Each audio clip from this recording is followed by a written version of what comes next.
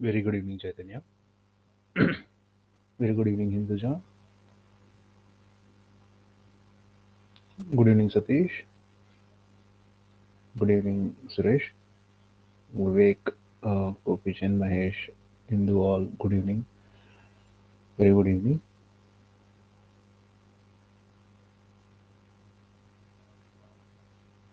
Good evening, Joshna.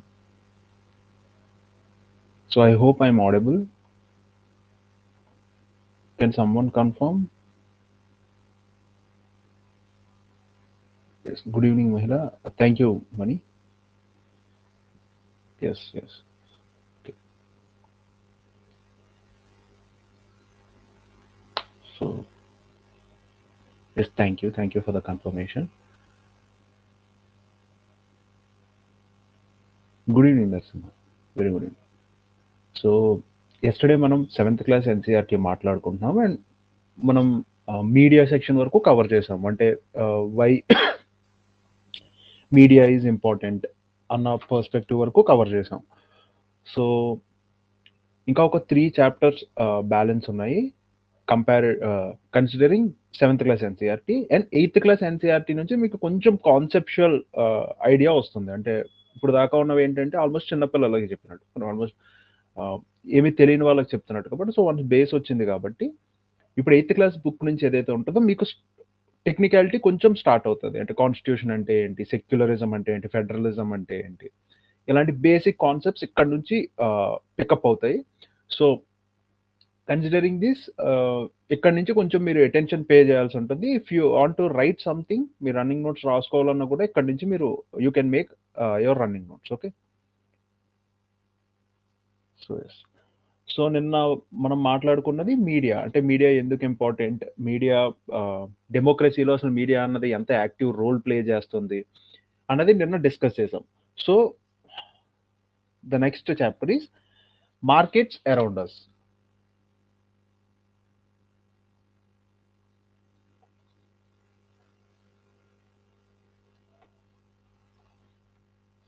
ఈ book అంతా కూడా ఈక్వాలిటీ గురించి మాట్లాడుతుంది. నిన్న మనం మాట్లాడుకున్న ప్రతి చాప్టర్ కూడా మీరు చూస్తే the underlying concept is equality. So మనం ఏ చాప్టర్ డిస్కస్ చేసినా కూడా end of the day, end of the chapter దాంట్లోంచి టేక్ అవే కానీ ఆబ్జెక్టివ్ కానీ ఏంటి అంటే ఇట్స్ ఈక్వాలిటీ.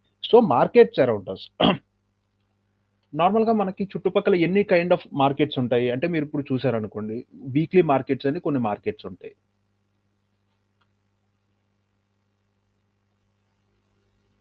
వీక్లీ మార్కెట్స్ అంటే మీరు అబ్జర్వ్ చేసి ఉంటారు, చాలా స్ట్రీట్స్లో ఒక పర్టికులర్ సండే రోజు మాత్రమే ఫ్రూట్స్ అండ్ వెజిటేబుల్స్ అమ్ముతారు. లేదంటే సాటర్డేనో ట్యూస్డేనో అక్కడ పెడతారు. ఇప్పుడు నేను హైదరాబాద్ అశోక్ నగర్లో ఉండేటప్పుడు కూడా మాకు every Sunday, Monday, Tuesday different స్పాట్స్లో మార్కెట్స్ పెడతారు.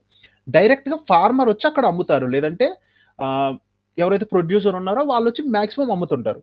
మీరు అక్కడ చూస్తే షాప్స్ అన్నవి టెంపరీ షాప్స్ ఉంటాయి. అంటే ఓన్లీ వారంలో ఆ ఒక్కరోజు మాత్రమే అక్కడ అవైలబుల్గా దొరుకుతాయి. సో టెంపరీ షాప్స్ ఉంటాయి, చీపర్ ప్రైజెస్ ఉంటాయి.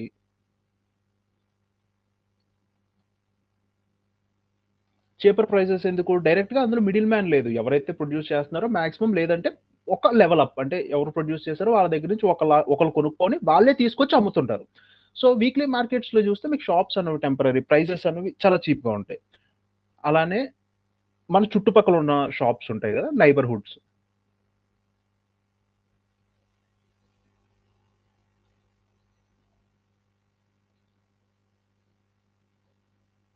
నైబర్హుడ్ షాప్స్ అంటే ఇప్పుడు మన పర్మనెంట్ షాప్స్, మన వీధిలో ఉండేవి కానీ, సూపర్ మార్కెట్స్ కానీ, మన చుట్టుపక్కల ఇంట్లో మన ఏరియాలో, మన లొకాలిటీలో చుట్టుపక్కల ఉన్న షాప్స్ అన్నిటిని మనం నైబర్హుడ్ షాప్స్ అంటాం. అలానే మీరు చూస్తే third, shopping complexes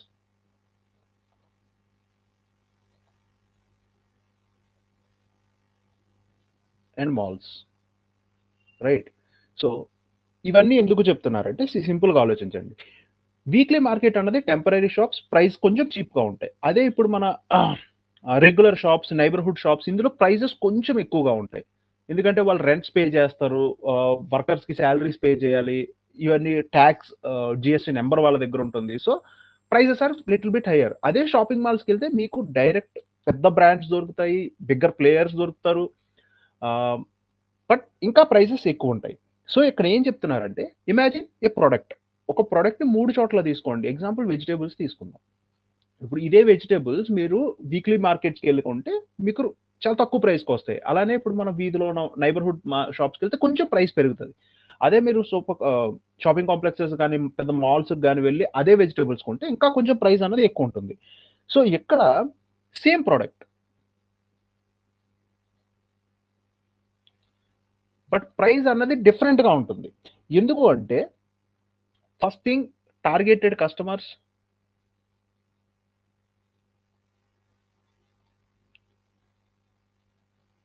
next facilities and costs. వాళ్ళకి పడే కాస్ట్. అంటే ఇప్పుడు మాల్‌లో అనుకోండి రెంట్ ఎక్కువుంటుంది. సాలరీస్ ఎక్కువ పే చేయాలి. నైబర్‌హుడ్ షాప్స్‌లో సాలరీస్ తక్కువ పే చేస్తారు. రెంట్స్ కూడా తక్కువుంటాయి. వీక్లీ మార్కెట్స్‌లో అయితే రెంట్స్ అనే కాన్సెప్టే ఉండదు. ఓకే. సో, ఇక్కడ ఏంటంటే ఆల్రెడీ ఈ మార్కెట్స్‌లో సేమ్ ప్రొడక్ట్ డిఫరెంట్ ప్రైస్‌కి ఎందుకు దొరుకుతుందంటే ఫస్ట్ థింగ్ టార్గెటెడ్ కస్టమర్స్. అంటే ఇప్పుడు ఇండియాలో మారుతి, సుజుకి కార్స్ ఎక్కువ సెల్ అవుతాయి. అందరికీ తెలుసు ఈ విషయం.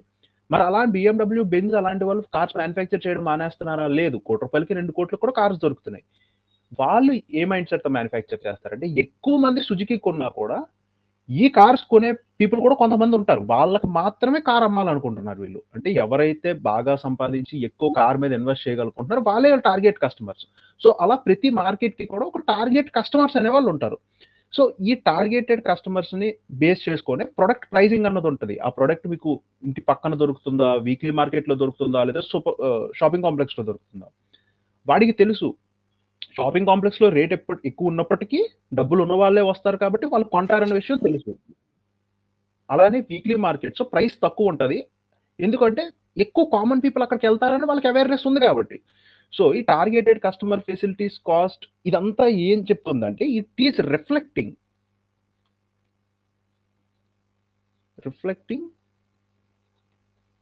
The inequality.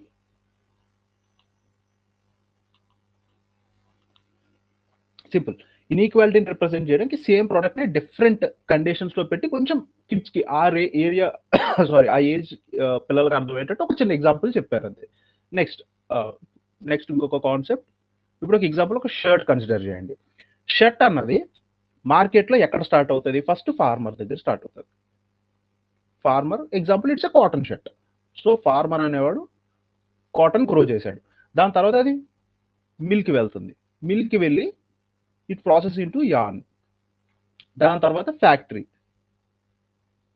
ఫ్యాక్టరీలో అది షర్ట్ కింద స్టిచ్ అవుతుంది. రైట్?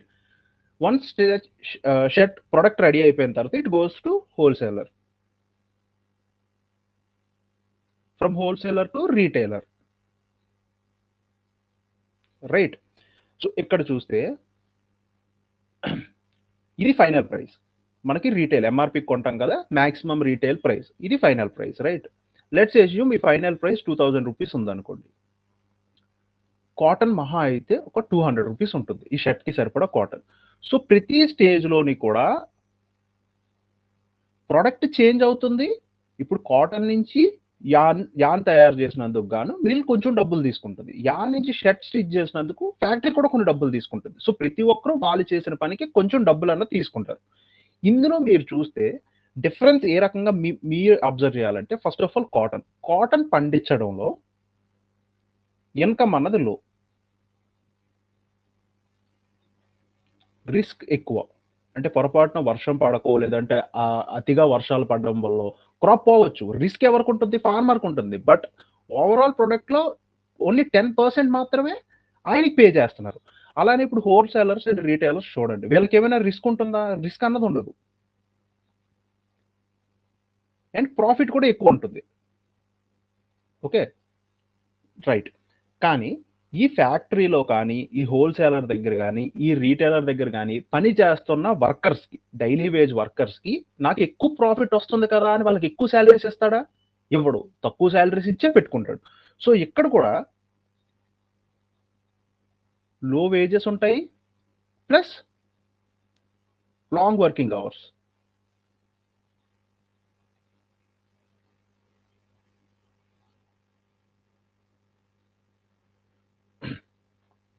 సో, ఇక్కడ ఈయనకు 200 వచ్చింది. మేబీ రిటైలర్కి 1600కి వచ్చింది అనుకుందాం, ఆయన 200 రూపీస్ 400 రూపీస్ ప్రాఫిట్కి 2000 కమ్మాడు అనుకుందాం. ఫార్మర్కి వచ్చే ఇన్కమ్ కన్నా కూడా రీటైలర్ హోల్సేలర్కి వచ్చే ఇన్కమ్ చాలా ఎక్కువ ఉంటుంది. వాళ్ళు ఎలాంటి రిస్క్ తీసుకోవట్లేదు, అలా అని వర్కర్స్ కూడా ఎక్కువ జీతాలు ఇవ్వట్లేదు, వాళ్ళని కంఫర్టబుల్గా చూసుకోరు, బట్ వాళ్ళు ఎక్కువ డబ్బులు చేసుకుంటారు. ఇక్కడ సింపుల్ లాజిక్ ఏంటంటే, ఏదైనా ప్రోడక్ట్ మీరు తీసుకోండి, ఆ ప్రోడక్ట్ మార్కెట్ దగ్గరకు వస్తున్న కొలది దాని ప్రైస్ అనేది పెరుగుతుంది.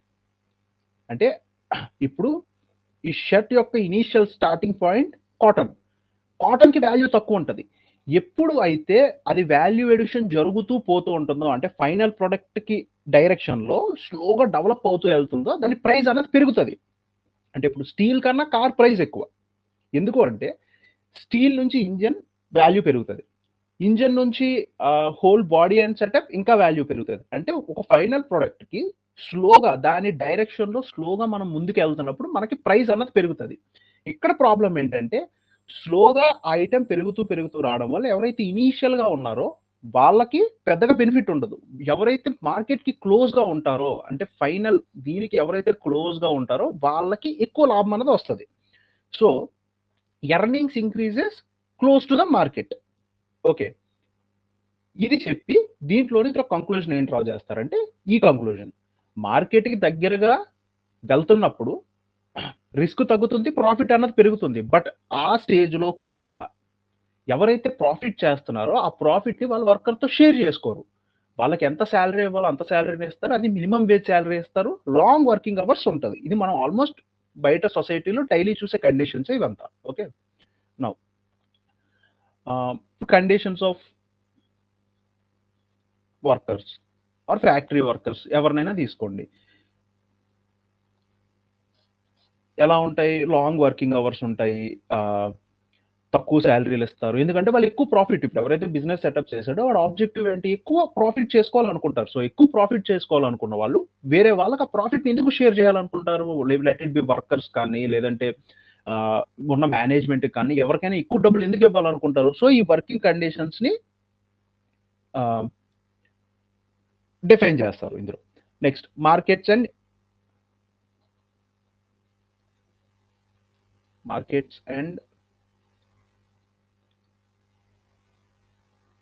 ఇన్ఈక్వాలిటీ. మార్కెట్స్ అండ్ ఇన్ఈక్వాలిటీ ఏంటంటే, ఇప్పుడు యాజ్ ఏ కస్టమర్గా నాకు ఫైనల్ ప్రైస్ మాత్రమే కనిపిస్తుంది, రైట్? అంటే ఇప్పుడు నేను ఒక షర్ట్ చూసినప్పుడు షర్ట్ మీద నాకు 2000 రూపాయల ప్రైస్ మాత్రమే కనిపిస్తుంది, అంతేగాని నాకు ఇందులో అన్ఈక్వల్ డిస్ట్రిబ్యూషన్ జరిగింది. అంటే ఇప్పుడు నేను ఏదైతే షర్ట్కి 2000 పే చేస్తున్నానో, ఈ 2000లో ఫార్మర్కి ఎవరైతే ఇనీషియల్గా ప్రొడక్ట్ స్టార్ట్ అవ్వడానికి ఉన్నారో వాళ్ళకి 200 రూపీసే వెళ్తున్నాయి అనే విషయం నాకు ఐడియా ఉండదు. సో మార్కెట్స్ అండ్ ఇన్ఈక్వాలిటీ, నువ్వు మార్కెట్లో ప్రొడక్ట్ కొంటున్నప్పటికీ నువ్వు పెట్టిన డబ్బులు ఏదైతే ఉందో అది ఈక్వల్గా షేర్ అవ్వట్లేదు, అది అన్ఈక్వల్గా షేర్ అవుతా వస్తుంది. ఎవరైతే ఇనీషియల్గా రిస్క్ ఎక్కువ తీసుకుంటున్నారో వాళ్ళకి తక్కువ డబ్బులు వెళ్తున్నాయి. ఎవరైతే రిస్క్ తక్కువ తీసుకుంటున్నారో, అంటే ఇప్పుడు స్టాక్ తెచ్చి షాప్లో పెట్టుకొని అది అమ్మడం, దీంట్లో ఏం రిస్క్ ఉంది? రిస్క్ తక్కువ ఉంది. But as a farmer point of వ్యూలోంచి ఆలోచిస్తే దానికి రిస్క్ ఎక్కువ ఉంది. రిస్క్ ఎవరిదైతే ఎక్కువ ఉందో వాళ్ళకి తక్కువ డబ్బులు ఇచ్చి, రిస్క్ ఎవరిదైతే తక్కువ ఉందో వాళ్ళకి మనం డబ్బులు ఎక్కువ పే చేస్తాం. సో ఇది ఇన్ఈక్వాలిటీ కాదా? Obviously it's inequality. So markets లో కూడా ఇన్ఈక్వాలిటీ ఉంటుంది. సో సింపుల్ గా మీరు ఆలోచించాల్సింది ఏంటంటే, ఈ బుక్ ఏం చెప్తుందంటే, మీరు ఇన్ఈక్వాలిటీ అన్నది ఎన్ని డైరెక్షన్స్ లో అయినా ఆలోచించవచ్చు. అంటే ఉమెన్స్ గురించి, నేను ఉమెన్ గురించి మాట్లాడాము, ఉమెన్ గురించి మాట్లాడినప్పుడు ఉమెన్స్ దగ్గర ఇన్ఈక్వాలిటీ మనం ఐడెంటిఫై చేసాము. ఇప్పుడు మార్కెట్స్కి వచ్చారు అంటే, మనం డైలీ కొనే కూరగాయలు కానీ, లేదంటే డైలీ కొనే ప్రొడక్ట్స్ లో కూడా ఇన్ఈక్వాలిటీ అన్నది ఉంది. ఆ ఇన్ఈక్వాలిటీ ఎలా ఉంది అంటే, యాజ్ ఏ కస్టమర్ నీకు ఫైనల్ ప్రొడక్ట్ తెలుసు, ఫైనల్ ప్రైస్ తెలుసు, దాంట్లో ఎవరు ఎక్కువ రిస్క్ తీసుకున్నారు వాళ్ళకి ఎంత డబ్బులు వస్తున్నాయి, ఎవరు తక్కువ రిస్క్ తీసుకున్నారు వాళ్ళకి ఎంత డబ్బులు వస్తున్నాయి అనే విషయం మనం ఐడెంటిఫై చేయండి. సో అది ఐడెంటిఫై చేసే విధంగా, అంటే కొంచెం ఎంపవరింగ్ గా మీరు ఇన్ఈక్వాలిటీ అన్నది సొసైటీలో ఏ పర్టికులర్ డైమెన్షన్ లో అయినా చూడొచ్చు అని చెప్పడానికి ఈ పర్టికులర్ లెసన్. ఓకే, సో దీంట్లో గవర్నమెంట్ రోల్ అంటే ఈ ఇన్ఈక్వాలిటీని గవర్నమెంట్ ఏ విధంగా ఓవర్కమ్ చేయొచ్చు అంటే, ఫస్ట్ థింగ్ లేబర్ లాస్. అంటే మినిమం శాలరీ ఎంత, లేదంటే ఎన్ని గంటలు వర్క్ చేయించాలి, ఉమెన్ మీ దగ్గర వర్క్ చేస్తే వాళ్ళకి మీరు ఏ కైండ్ ఆఫ్ ఫెసిలిటీస్ ప్రొవైడ్ చేయాలి. ఇన్ కేస్ మీ దగ్గర పనిచేస్తున్న ఉమెన్ ఒకరు ప్రెగ్నెంట్ అయితే వాళ్ళకి లీవ్స్ అంటే రెస్ట్ కావాలి, అవి మీరు ఎలా ప్రొవైడ్ చేస్తారు, ఇవన్నీ ఒక లా చేసి లేబర్ సెంట్రిక్ గా, అంటే not just wages, not just health condition, not just about leaves, working hours, అన్ని ఒక లేబర్ గా ఎన్ని కావాలి. ఇప్పుడు లేబర్ అంటే మీరు డైలీ వేజ్ లేబర్ అని అనుకోవడానికి లేదు. లేబర్ అంటే వర్క్ చేసే ఎంప్లాయీస్ అందరూ కూడా లేబర్ కింద రావచ్చు. Everyone is a labour. So labours కి సంబంధించినంత వరకు వేజెస్ కానీ, హెల్త్ కండిషన్స్, అంటే ఇప్పుడు ఫర్ ఎగ్జాంపుల్ ఫార్మా కంపెనీలో పనిచేస్తున్నారు, వాళ్ళకి మ్యాండేటరీగా N95 మాస్క్స్ ఇవ్వడము, ప్రాపర్ గా డ్రెస్ కోడ్ మెయింటైన్ చేయడము, ఎందుకంటే కెమికల్ ఫ్యాక్టరీస్ లో పనిచేస్తున్నారు కాబట్టి కెమికల్స్ ని ఇన్హేల్ చేయకుండా, ఇలా కొన్ని కండిషన్స్, కొన్ని లాస్ తీసుకొచ్చి గవర్నమెంట్ వాళ్ళ లైఫ్ ని కూడా బెటర్ చేయొచ్చు. అంటే మినిమం శాలరీ ఎంత ఇవ్వాలి, అంటే బీటెక్ గ్రాడ్యుయేషన్ అయిపోయినా, లేదంటే ఎవరైతే అండర్ గ్రాడ్యుయేషన్ చేశారో అండర్ గ్రాడ్యుయేషన్ చేసిన వాళ్ళందరికీ కూడా మినిమం శాలరీ ఎంత పే చేయాలి. ఇప్పుడు మీరు యూఎస్ లాంటి కంట్రీ తీసుకున్నారు అనుకోండి, పోస్ట్ గ్రాడ్యుయేషన్ అయిన వాళ్ళకి మినిమం శాలరీ $3,500 ఎంతో ఉంటుంది రఫ్లీ. నాకు 2 years బ్యాక్ నాకు గుర్తున్నంత $3,500 ఉంటుంది. సో దానికి తక్కువకి మీరు జీతం ఇవ్వడానికి లేదు. సో అలా ఇవ్వడం వల్ల ఏంటంటే కనీసం ఇన్ఈక్వాలిటీస్ కొంచెంలో కొంచెమైనా తగ్గుతాయి. సో ఇది ఒక chapter. So final chapter 9th chapter ఏంటంటే struggle for inequality.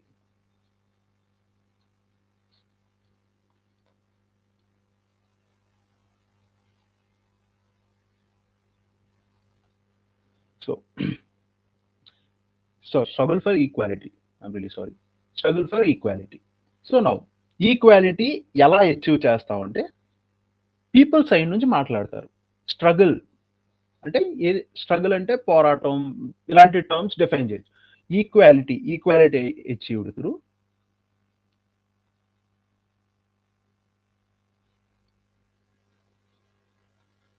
Struggles and movements. అంటే మీరు ఇక్కడ ఆలోచించాల్సింది ఏంటంటే ఒక లా వల్లే కాదు, అంటే గవర్నమెంట్ రోల్ చూసాము, అంటే గవర్నమెంట్ సైడ్ నుంచే కాదు, ప్రజల సైడ్ నుంచి కూడా ప్రజలు ఈక్వాలిటీని అచీవ్ చేయొచ్చు త్రూ స్ట్రగుల్స్ అండ్ మూమెంట్స్. అంటే త్రూ స్ట్రగుల్స్ అండ్ మూమెంట్స్ ఏంటంటే మనం రియాలిటీలో ఆలోచిస్తే మనకి కాన్స్టిట్యూషన్ అన్నది ఈక్వాలిటీ ఎన్ష్యూర్ చేసింది, ఈక్వాలిటీని కాన్స్టిట్యూషన్ లో పెట్టింది, ఇది ఎన్ష్యూర్ చేస్తుంది. But reality is different. రియాలిటీలో డిస్క్రిమినేషన్ ఇంకా ఎగ్జిస్టెన్స్ లో ఉంది.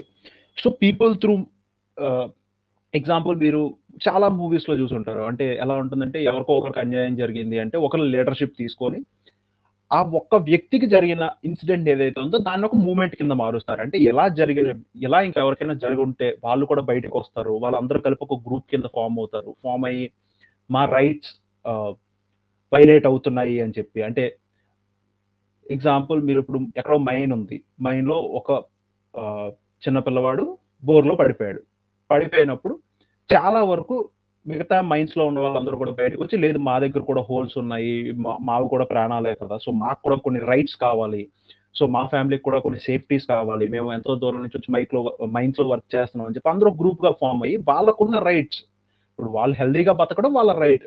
సో దానికోసం ఒక మూవ్మెంట్ కానీ ఒక ర్యాలీ కానీ లేదంటే ప్రొటెస్ట్ కానీ ఏదైనా చేపట్టి గవర్నమెంట్ దృష్టిని వాళ్ళ వైపు కొంచెం అట్రాక్ట్ చేసి మైన్స్ అన్నిటిలో కూడా ఖచ్చితంగా అలాంటి హోల్స్ ఏవైతే ఉన్నాయో అవి ఫిల్ చేయమని గవర్నమెంట్ సైడ్ నుంచే ఒక ఆర్డర్ తెప్పించుకున్నారు అనుకోండి.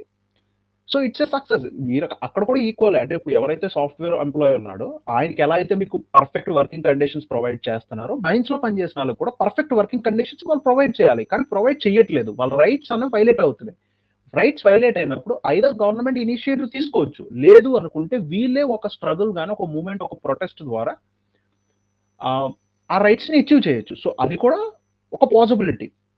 So people achieving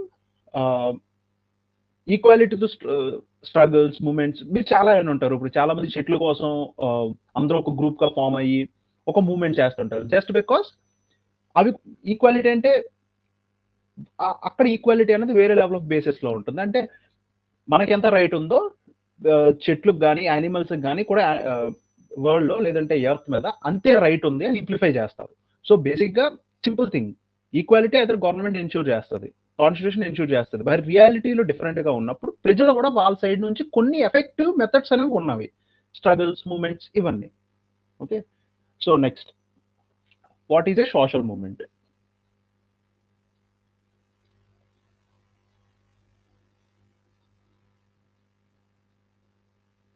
social moment collection of people. Simple. Social moment అంటే ఇప్పుడు ఏదైనా సోషల్ అంటే మీరు సొసైటీ లెవెల్లో ఆలోచించాలి దాన్ని. ఓకే, ఇప్పుడు సోషల్ మూమెంట్ ఏంటంటే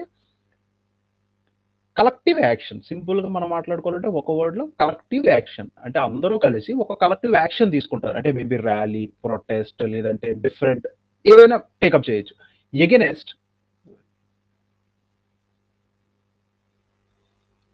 against injustice or inequality.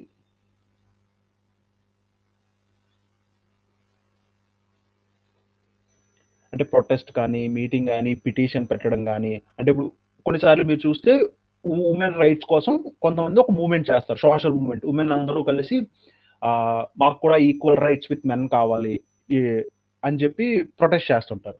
So ఇలాంటి మూవ్మెంట్స్ ఏం చేస్తాయంటే the give voice to the powerless. అంటే ఇప్పుడు ఉమెన్ అన్న వాళ్ళు డిస్క్రిమినేట్ అవుతున్నారు, లేదంటే ఎగ్జాంపుల్ ట్రైబల్ అన్న వాళ్ళు డిస్క్రిమినేట్ అవుతున్నారు అనుకోండి. ఒక పాయింట్ ఆఫ్ టైం తర్వాత వాళ్ళంతా వచ్చి కలెక్టివ్ గా ఒక సోషల్ మూవ్మెంట్ చేసి వాళ్ళకున్న ప్రాబ్లమ్స్ ని ఒక ప్రొటెస్ట్ ద్వారానో, ఒక మీటింగ్ ద్వారానో ఎక్స్ప్రెస్ చేశారు అనుకోండి.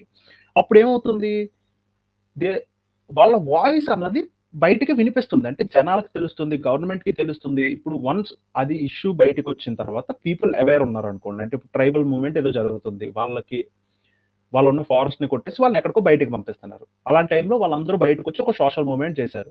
ఇప్పుడు జనాలకు ఒక అవేర్నెస్ వస్తుంది, ఏమని, ఇక్కడ ఆల్రెడీ ట్రైబల్స్ ఉన్నారు, వాళ్ళకి అన్యాయం జరుగుతుంది అని.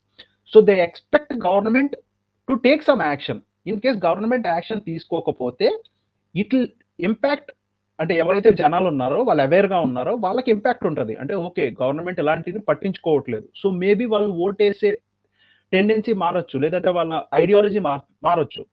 సో ఈ సోషల్ మూవ్మెంట్ ఏం చేస్తుందంటే ఇండైరెక్ట్ గా ఒక వాయిస్ ప్రొవైడ్ చేస్తుంది. వాయిస్ ఒకసారి మూవ్మెంట్ అన్నది బయటకు వచ్చిన తర్వాత, ప్రొటెస్ట్ అన్నది బయటకు వచ్చిన తర్వాత జనాలకు అవేర్నెస్ పెరుగుతుంది. గవర్నమెంట్ కూడా కొంచెం కాన్సన్ట్రేషన్ తో ఆ ప్రాబ్లమ్ ని చూస్తారు. ఎందుకంటే వాళ్ళకి తెలుసు దీన్ని మనం వదిలేస్తే నెక్స్ట్ ఎలక్షన్స్ లో మేబీ అపోజిషన్ దీన్ని పికప్ చేయొచ్చు, మీడియా దీన్ని పికప్ చేయొచ్చు, మనకి అగైనెస్ట్ అయ్యే ఛాన్సెస్ ఉంది. సో ఒక అకౌంటబిలిటీని క్రియేట్ చేస్తుంది. So social movement voice to the powerless అనొచ్చు మనం. అంటే ఎవరైతే పవర్ తక్కువగా ఉంటుందో వాళ్ళకి వాయిస్ ఇస్తుంది. అలానే చాలా కైండ్స్ ఉంటుంది. ఇప్పుడు క్రియేటివ్ ఎక్స్ప్రెషన్ కూడా ఉంటుంది. క్రియేటివ్ ఎక్స్ప్రెషన్ ఏంటంటే సాంగ్స్ కానీ, పోయమ్స్, ఆర్ట్. అంటే మనకి ఇంతకు ముందు చూస్తే న్యూస్ పేపర్ లో చిన్న చిన్న కార్టూన్స్ పబ్లిష్ చేసేవారు. ఇదేంటంటే maximum satirical cartoon on government rulings. అంటే గవర్నమెంట్ ఏదన్నా చేసింది అనుకోండి, గవర్నమెంట్ డైరెక్ట్ గా క్రిటిసైజ్ చేయకుండా సర్కాస్టిక్ గా ఒక కార్టూన్ వేస్తారు.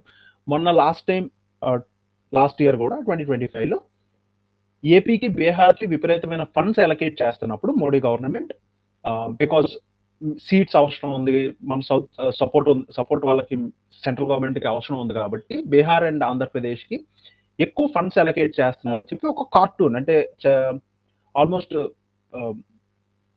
ఎలా ఉంటుందంటే కార్టూన్, చంద్రబాబు నాయుడు గారు అండ్ బీహార్ సీఎం ఆల్రెడీ పక్కన కూర్చొని ఫుల్ ప్లేట్స్ తో మీల్స్ తింటుంటారు. మోడీ గారు చిన్న బౌల్లో ఫుడ్ ని మిగతా వాళ్ళందరికీ పంచుతుంటారు అనమాట. అంటే బిగ్గర్ చంక్ వీళ్ళకి ఇచ్చారు, మిగతా స్టేట్స్ కి తక్కువ ఇస్తున్నారు, బికాస్ ఈ రెండు స్టేట్స్ యొక్క సపోర్ట్ మన సెంట్రల్ గవర్నమెంట్ కి కావాలి కాబట్టి ఇలా బిహేవ్ చేస్తున్నారు అని ఒక satirical cartoon. So creative expression అన్నది దేంట్లోనే అనవచ్చు. సాంగ్స్, కొంతమంది ఎగెనెస్ట్ గా సాంగ్స్ పాడతారు, గవర్నమెంట్ కి ఎగెనెస్ట్ గా, లేదంటే గవర్నమెంట్ చేస్తున్న పాలసీస్ ని ప్రమోట్ చేయడానికి సాంగ్స్ పాడతారు, ఆర్ట్స్, పోయమ్స్ ఏదైనా కావచ్చు. So right, okay.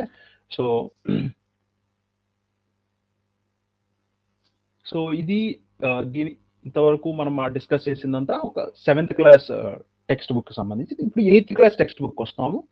ఈ టెక్స్ట్ బుక్ లో ఇప్పుడు 7th క్లాస్ టెక్స్ట్ బుక్ ఎలా అయితే ఈక్వాలిటీ మీద ఎక్కువ ఫోకస్ చేసిందో, 8th క్లాస్ ఎన్సీఆర్టీ ఏంటంటే ఓవరాల్ గా ఇండియన్ కాన్స్టిట్యూషన్ అంటే కీ టర్మ్స్, కాన్స్టిట్యూషన్, సెక్యులరిజం అంటే, ఫెడరలిజం అంటే ఏంటి, ఇవన్నీ కొంచెం ఇన్ డెప్త్ గా వెళ్తాయి. మీకు ఓవరాల్ గా కొంచెం ఐడియా అన్నది ప్రొవైడ్ చేస్తుంది. So let start. First chapter ఏముంటుందంటే కాన్స్టిట్యూషన్ అండ్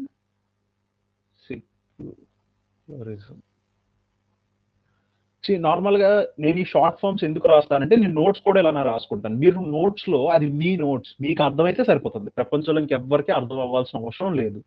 సో వీలైనంత షార్ట్ ఫామ్స్ వాడండి. షార్ట్ నోట్స్ని ఎంత చిన్నగా కావాల్సి అంత చిన్నగా మెయింటైన్ చేయండి. అది మీకు అర్థం కావాలి కానీ అలా పెద్దగా ఉండకూడదు. ఇప్పుడు నేను ఎగెనెస్ట్కి ఇలా రాస్తాను, ఆపోజిట్ అయితే ఇలా రాస్తాను, దానికి దీనికి ఏమైనా సంబంధం అనుకోవాలంటే ఇలా లింక్ పెడతాను. సో సింపుల్, ఇది నా ఎగెనెస్ట్, ఆపోజిట్, ఇంటూ కానీ ఫర్ కానీ. సో ఈ సింబల్స్ ఏంటంటే మనకు నోట్స్ అను చిన్నది చేస్తుంది. సో మీరు లెంతీగా అంటే 4-5 పేజీలు తిప్పేసరికి సబ్ కాన్షియస్ గా మన బ్రెయిన్ చెప్తుంది అనమాట మీరు ఎక్కువ చదివేస్తున్నారు అన్నట్టు. సో అందుకే తక్కువ పేజెస్ లో ఎక్కువ ఇన్ఫర్మేషన్ ని కన్సాలిడేట్ చేయడానికి ట్రై చేయండి. Okay, back to the topic, constitution and secularism. So అసలు ఇండియన్ కాన్స్టిట్యూషన్ అంటే ఏంటి, అసలు ఎందుకు, వై అంటే సింపుల్ గా మనం అర్థం చేసుకోవాల్సింది ఏంటంటే హిస్టారికల్ కాంటెక్స్ట్ లో చూస్తే బ్రిటిష్ అన్న వాళ్ళు వెళ్ళిపోయారు. బ్రిటిష్ వెళ్ళిపోయిన తర్వాత మనకు ఒక స్టేట్లెస్ సొసైటీ అన్నది ఇచ్చారు. స్టేట్లెస్ సొసైటీ అంటే గవర్నమెంట్ అన్నది లేదు, మనం గవర్నమెంట్ ఫామ్ చేసుకున్నాం. గవర్నమెంట్ ఫామ్ చేసుకున్నప్పుడు మనం ఒక సెట్ ఆఫ్ రూల్స్ పెట్టుకుంటాం కదా. గవర్నమెంట్ మనం రన్ చేయాలనుకుంటున్నాం, రైటే, కానీ ఎలా రన్ చేయాలనుకుంటున్నాం అంటే మనం డెమోక్రసీ తీసుకుందాం అనుకుంటున్నామా, లేదంటే డిక్టేటర్షిప్ తీసుకుందాం అనుకుంటున్నామా, లేదంటే సెక్యులరిజం, మీకు చెప్తాను, సెక్యులరిజమా లేదంటే ఈక్వాలిటీని ఎలా చేయాలి అంటే మనకున్న కండిషన్స్ ఏంటి, మనకున్న పరిస్థితులు ఏంటి, పరిస్థితులు బట్టి మనం కాన్స్టిట్యూషన్ అనేది రాయాలి. సో సింపుల్ గా మనం అర్థం చేసుకోవాల్సింది ఏంటంటే constitution is return on fundamental rules. ఏంటి ఫండమెంటల్ రూల్స్, అసలు ఏం రూల్స్ మీద రాశారంటే first thing nature of the society.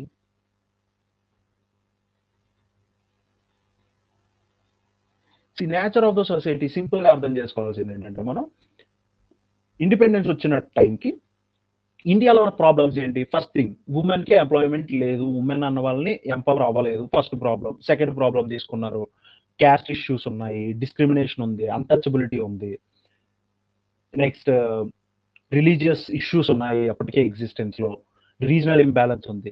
So ఇవన్నీ దృష్టిలో పెట్టుకొని మనం అప్పటికే అన్టచబిలిటీ అన్నది ఉంది కాన్స్టిట్యూషన్ రాసే టైంకి. సో అప్పుడు వాళ్ళు ఏం చేశారు, అన్టచబిలిటీ గురించి స్పెసిఫిక్ గా ఒక ఆర్టికల్ ని మెన్షన్ చేస్తారు. లేదంటే ఉమెన్ అన్న వాళ్ళు అప్రెస్ అవుతున్నారు, అప్రెస్ అవుతున్నప్పుడు ఉమెన్ అన్న వాళ్ళకి స్పెషల్ క్లాసెస్ కానీ, స్పెషల్ రిజర్వేషన్స్ కానీ, స్పెషల్ ప్రివిలేజెస్ కానీ కాన్స్టిట్యూషన్ లో మనం పెడతాం. పెట్టి అప్పుడు కాన్స్టిట్యూషన్ అనేది కంప్లీట్ అవుతుంది. బికాస్ మనకున్న కండిషన్స్ బట్టి మనం ఏ డైరెక్షన్ లో వెళ్ళాలనుకుంటున్నాము, మన దేని మనం అచీవ్మెంట్ గా కన్సిడర్ చేయాలనుకుంటున్నాము. అంటే ఇప్పుడు అన్టచబిలిటీ అనేది కంప్లీట్ గా ఇండియాలో పోవడం ఇండియాకి అచీవ్మెంట్, అది ఒక డైరెక్షన్. బట్ ఆ డైరెక్షన్ గురించి మనం ఏం చేస్తున్నాము, కాన్స్టిట్యూషన్ లో ఎంత వరకు దాని గురించి మనం మెన్షన్ చేస్తున్నాం అనేది very important. So Indian constitution is return on fundamental rules. ఈ ఫండమెంటల్ రూల్స్ ఏంటంటే first thing nature of the society, అంటే సొసైటీ ఎలా ఉంది, సొసైటీలో ఉన్న ప్రాబ్లమ్స్ ఏంటి, మనం సాల్వ్ చేయాల్సినవి ఏంటి, మనం దేన్ని అచీవ్మెంట్ కింద అనుకుంటున్నాం, దాని డైరెక్షన్ ఏంటి, nature of the society. So next form of the government,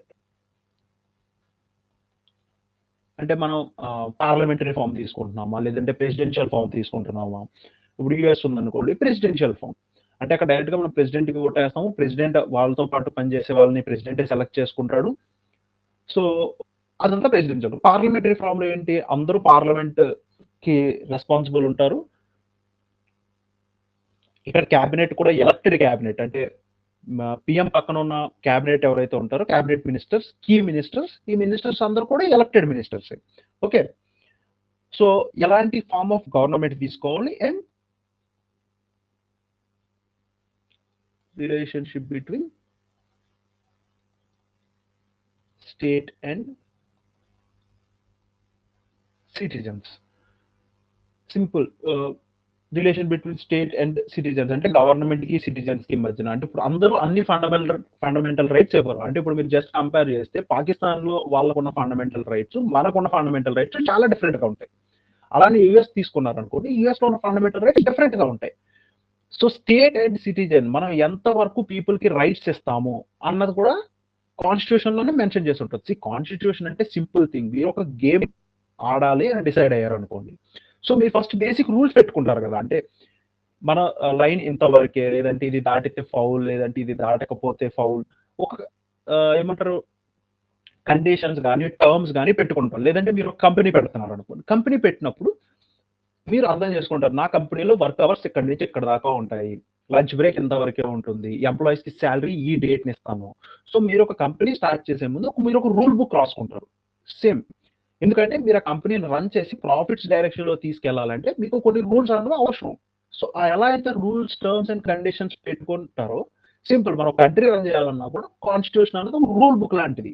అందులో ప్రజలకి గవర్నమెంట్ కి మధ్యన ఉన్న రిలేషన్, అలానే ఎలాంటి గవర్నమెంట్ రన్ చేస్తుంది, ఇన్ కేస్ ఏమన్నా ప్రాబ్లం వస్తే ఎలా సాల్వ్ చేసుకోవాలి ఒక గవర్నమెంట్ కి, ఇదంతా కూడా కాన్స్టిట్యూషన్ లో మెన్షన్ చేసి ఉంటుంది. రైట్. సో కాన్స్టిట్యూషన్ ఏ బేసిస్ మీద రాశారు అంటే మనం సింపుల్ గా అర్థం చేసుకోవచ్చు. అంటే అప్పుడున్న పరిస్థితులు బట్టి, మనకు కావాల్సిన మన అవసరాలు బట్టి ఇవన్నీ డిసైడ్ చేసుకుని కాన్స్టిట్యూషన్ లో రాస్తాం. సో అసలు ఫస్ట్ ప్లేస్ లో అసలు కాన్స్టిట్యూషన్ ఎందుకు కావాలి? ఓకే, కాన్స్టిట్యూషన్ ఎలా రాస్తారు అంటే we have a logic. Constitution fundamental rules బట్టి రాస్తాము, ఈ రూల్స్ ని అర్థం చేసుకొని కాన్స్టిట్యూషన్ రాస్తాం. ఓకే, అసలు ఫస్ట్ ప్లేస్ లో అసలు కాన్స్టిట్యూషన్ ఎందుకు అవసరం? వై అంటే ఫస్ట్ది defines national idols. National idols అంటే సింపుల్ గా చూడండి,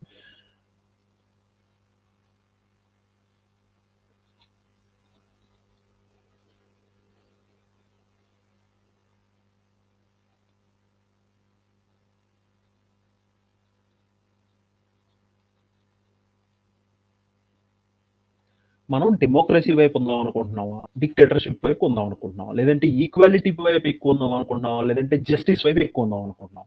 సో మన కాన్స్టిట్యూషన్ డిఫైన్ చేస్తుంది అసలు మనం డెమోక్రటిక్ కంట్రీనా, డిక్టేటర్ కంట్రీనా, మనం ఈక్వాలిటీ మీద ఫోకస్ చేస్తున్నామా, జస్టిస్ మీద ఫోకస్ చేస్తున్నామా, ఇలా మనకి కాన్స్టిట్యూషన్ అనేది మన నేషనల్ ఐడియల్ ని డిఫైన్ చేస్తుంది.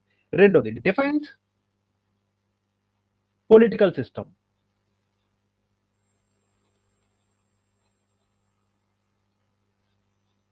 అంటే ఇప్పుడు మీరు ఇండియాలో కూడా స్టేట్ గవర్నమెంట్ ఉంటుంది, సెంట్రల్ గవర్నమెంట్ ఉంటుంది. సేమ్ మీరు కెనడాకి వెళ్ళండి, కెనడాలో కూడా స్టేట్ గవర్నమెంట్ ఉంటుంది, సెంట్రల్ గవర్నమెంట్ ఉంటుంది. యూఎస్ఏలో కూడా సేమ్ స్టేట్ గవర్నమెంట్ అంటే ఫెడరల్ గవర్నమెంట్ ఉంటుంది, స్టేట్ ఏ స్టేట్ కి గవర్నమెంట్ ఉంటుంది. ఓకే, కెనడాలో సెంటర్ అన్నది చాలా స్ట్రాంగ్, స్టేట్స్ కి చాలా తక్కువ పవర్ ఇస్తారు. మీరు ఇండియాకి వచ్చారు అనుకోండి, సెంటర్ కి స్టేట్స్ కి కొంచెం పర్లేదు, అంటే మరి అంత పవర్ లేకుండా స్టేట్స్ ఉండదు. సెంటర్ కి ఎంత పవర్ ఉంటుందో స్టేట్స్ కూడా ఆల్మోస్ట్ కొంచెం అదే లెవెల్లో పవర్ ఉంటుంది, కొంచెం తక్కువ. అమెరికాలో చూసారు అనుకోండి, స్టేట్ గవర్నమెంట్స్ వెరీ పవర్ఫుల్. మనం అనుకుంటాం జనరల్ గా, మనం న్యూస్ లో చూడడం, చిన్నప్పటి నుంచి చూడడం, మనకి యుఎస్ లో ప్రెసిడెంట్ ఒక ఆయనే తెలుసు, మిగతా గవర్నమెంట్ ఎలా వర్క్ అవుతుందనే తెలియదు. బట్ మ్యాటర్ ఏంటంటే యుఎస్ లో కోర్టులు, స్టేట్ గవర్నమెంట్ రెండు చాలా స్ట్రాంగ్. ఈవెన్ మరి సెంట్రల్ గవర్నమెంట్ కన్నా స్ట్రాంగ్ అంటే కంపారిటివ్లీ లెస్. ఇప్పుడు ఇండియాలో ఎలా అయితే స్టేట్ గవర్నమెంట్ కన్నా సెంట్రల్ గవర్నమెంట్ పవర్ఫుల్, ఆ కంపారిజన్ లో చూస్తే యుఎస్ లో సెంట్రల్ గవర్నమెంట్ కన్నా స్టేట్ గవర్నమెంట్ పవర్ఫుల్. అలానే మీరు కెనడాకి వెళ్ళారు అనుకోండి, కెనడాలో central government very powerful. Same ఇండియాలో ఉన్న స్ట్రక్చర్ ఉంటుంది కెనడాలో, ఒక సెంట్రల్ గవర్నమెంట్ కింద స్టేట్ గవర్నమెంట్, సేమ్ స్ట్రక్చర్ ఉంటుంది కెనడాలో కూడా. బట్ ప్రాబ్లం ఏంటంటే అక్కడ సెంటర్ కి విపరీతమైన పవర్స్ ఉంటాయి, స్టేట్స్ కి చాలా తక్కువ పవర్స్ ఉంటాయి. ఇప్పుడు మనకి పోలీస్ డిపార్ట్మెంట్ ఉందాము, స్టేట్ అండర్ లో పనిచేస్తుంది. ఎడ్యుకేషన్ ఉందనుకోండి, స్టేట్ అండర్ లో పనిచేస్తుంది. కానీ కెనడాలో మాక్సిమం సబ్జెక్ట్స్ అన్ని సెంటర్ లో అలొకేట్ అయ్యి ఉంటాయి. సో కాన్స్టిట్యూషన్ అనేది డిఫైన్ చేస్తుంది మీ దగ్గర ఎలాంటి పొలిటికల్ సిస్టమ్ ఉంది, అంటే స్ట్రాంగ్ సెంటరా, వీక్ సెంటరా, లేదంటే స్ట్రాంగ్ స్టేటా, వీక్ స్టేటా, ఎలాంటి పొలిటికల్ సిస్టమ్ ఉంది, అండ్ ఎలా ఎన్నుకుంటున్నారు, అంటే who holds the power and how. Simple గా అంటే హూ, ఎవరు హోల్డ్ చేస్తారు, అండ్ హౌ. హూ అంటే సింపుల్, మనం ఇప్పుడు ఇండియాలో మీరు కంపేర్ చేశారు అనుకోండి, ఎలక్టెడ్ రిప్రజెంటేటివ్స్ ఉన్నారు. ఈ ఎలక్టెడ్ రిప్రజెంటేటివ్స్ మనల్ని రిప్రజెంట్ చేస్తారు, వాళ్ళు వెళ్ళి మన కోసం లాస్ చేస్తారు. Through who, elected representative. How, అసలు లా అన్నది ఎలా పాస్ అవుతుంది, రాజ్యసభలో పాస్ అవ్వాలా, లేదంటే లోక్సభలో పాస్ అవ్వాలా, ఏ లా ఎక్కడ ఇంట్రడ్యూస్ చేయాలి. కొన్ని లాస్ ఉంటాయి ఓన్లీ లోక్సభలోనే పెట్టాలి, రాజ్యసభలో పెట్టేదానికి వీల్లేదు. సో ఇవన్నీ కూడా మనకి కాన్స్టిట్యూషన్ లో మెన్షన్ చేసి ఉంటుంది. So what kind of political system in your country, ఇదంతా. Next third,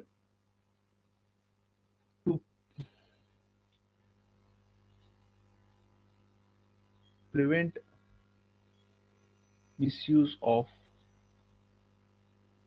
power. అంటే ఇప్పుడు ఒకళ్ళని మనం ఎలక్ట్ చేసుకున్నాం. ఎలక్ట్ చేసుకున్న తర్వాత వాళ్ళు అన్‌ఫెయిర్‌గా ఉండరు అని ఏమైనా గ్యారంటీ ఉందా? లేదు. అన్‌ఫెయిర్‌గా ఉండే అవకాశం ఉంది. సో, అన్‌ఫెయిర్‌గా ఉన్నప్పుడు మనం కోర్ట్స్ ఉన్నాయి. అలానే లాస్ ఉన్నాయి. ఇప్పుడు లోక్‌పాల్ లోకాయుక్త అని ఒక యాక్ట్ ఉంటది.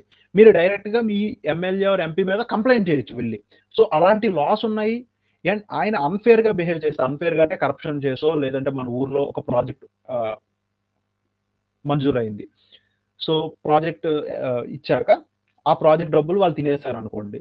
సో, మనమే ఎలక్ట్ చేసుకున్నాం. బట్ పవర్ అయితే మిస్‌యూజ్ చేశారు. పవర్ మిస్‌యూజ్ చేసినప్పుడు ఏం చేయొచ్చు? అంటే ఇప్పుడు కాన్స్టిట్యూషన్ అనేది ఒక పొలిటికల్ సిస్టమ్‌ని ఇచ్చింది. ఆ పొలిటికల్ సిస్టమ్‌లో తప్పు జరిగితే మనం ఏం చేయగలం అన్నది కూడా కాన్స్టిట్యూషన్ చెప్పగలగాలి. So, that's the reason we need a constitution.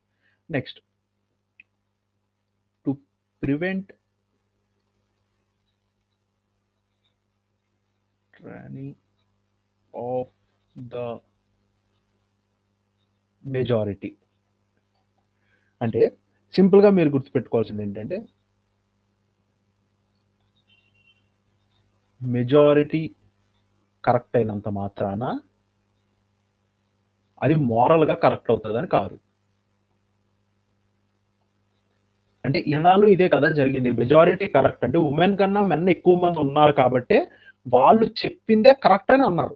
But మోరల్‌గా అది కరెక్టా అంటే కాదు. మెన్‌కి ఎంత ఫ్రీడమ్ ఉందో వుమెన్‌కి కూడా అంతే ఫ్రీడమ్ ఇవ్వాలి. మెన్‌కి ఎంత యాక్సెసిబిలిటీ ఉందో ఎంప్లాయ్‌మెంట్‌కి గాని, ఎడ్యుకేషన్ గాని, ఆపర్చునిటీకి గాని వుమెన్‌కి కూడా అంతే కరెక్ట్. జస్ట్ బికాజ్ మగవాళ్ళు ఎక్కువ ఉన్నారు కదా అంటే వాళ్ళు చెప్పింది రైట్ అయిపోదు. మోరల్‌గా కరెక్ట్ అవుతుందా? ఎక్కువ మంది చెప్పారు కదా! మెజారిటీ ఇప్పుడు క్లాస్‌లో 100 మంది ఉన్నారంటే 60 మంది చెప్పారు కదా! అని అది మోరల్‌గా కరెక్ట్ అవ్వదు. సో, కాన్స్టిట్యూషన్ దీన్ని ప్రివెంట్ చేస్తది. అంటే ఎగ్జాంపుల్ ఇప్పుడు ఇండియాలో మీరు కంపేర్ చేస్తే 2 క్యాస్ట్‌లు ఉన్నాయి అనుకుందాం. లేదంటే 3 క్యాస్ట్‌లు ఉన్నాయి అనుకుందాం. సో, ఈ క్యాస్ట్ వాళ్ళు 70% వీళ్ళు 20% వీళ్ళు 10% ఉన్నారనుకోండి. ఇప్పుడు ఏ క్యాస్ట్ వాళ్ళు ఎక్కువున్నారు కదా! అని వీళ్ళు చెప్పిందే రైట్ అయిపోతే బి అండ్ సికి ఖచ్చితంగా ఇన్‌జస్టిస్ అవుతది. సో, కాన్స్టిట్యూషన్ దీన్ని ప్రివెంట్ చేస్తదన్నమాట. ప్రివెంట్ టైరనీ ఆఫ్ మెజారిటీ అంటే మైనారిటీస్‌కి ఎవరైతే తక్కువ నంబర్‌లో ఉన్నారో వాళ్ళకి కూడా సేమ్ సెట్ ఎవరైతే మెజారిటీ ఉన్నారో వాళ్ళతో కంపారిటివ్‌గా సేమ్ ట్రీట్‌మెంట్ గాని, సేమ్ ఆపర్చునిటీ గాని, సేమ్ యాక్సెసిబిలిటీ గాని ప్రొవైడ్ చేయడం కాన్స్టిట్యూషన్ యొక్క రెస్పాన్సిబిలిటీ. నార్మల్‌గా కాన్స్టిట్యూషన్ అనే ప్లేస్‌లో లేదు అంటే మెజారిటీ చెప్పిందే రాజ్యం అవుతది. బట్ అలా కాకుండా constitution it prevents. Next to protect us from emotional decisions. Emotional decisions అంటే సింపుల్ ఇప్పుడు మీరు ఒక ఎమ్మెల్యే ఆర్ ఎంపీ లేదంటే కామన్ పీపుల్ అయినా ఐడియా చేసుకోండి. అంటే మీరు నేను కూడా కామన్ పీపుల్ ఎవరైనా తీసుకోండి. తీసుకున్నాక ఇప్పుడు మనల్ని ఎవరో క్రిటిసైజ్ చేశారు. లేదంటే మన మీద ఎవరో ఎగనెస్ట్‌గా కామెంట్ చేశారు. Because due to their freedom of speech. అంటే మన మీద వల్గర్ వర్డ్స్ వాడలేదు. మన రిలీజియస్ ఆర్ సోషల్ సెంటిమెంట్స్‌ని హర్ట్ చేయకుండా జస్ట్ దే క్రిటిసైజ్డ్. అంటే సర్కాస్టిక్ గానో లేదంటే మనల్ని హర్ట్ అయ్యే విధంగానో ఏదో ఒక క్రిటిసైజ్ చేశారు. క్రిటిసైజ్ చేసినప్పుడు మీరు వెంటనే వెళ్లి ఆ పర్సన్ మీద ఫిజికల్ అటాక్ చేయరు. ఎందుకు చేయరంటే మీ ఫియర్. మా పోలీస్ ఉన్నారు, లా ఉంది, కోర్ట్స్ ఉన్నాయి. సో మనకి ప్రాబ్లమ్ అవుతుందని తెలుసు. మనకి ఎలా తెలుసు మనకి అంటే because they are mentioned in constitution. ఇప్పుడు ఎవరైనా వచ్చి వితౌట్ ప్రాపర్ రీజన్ గాని, వితౌట్ ప్రాపర్ ఏం లేకుండా ఇంకో మనిషిని అటాక్ చేశారనుకోండి.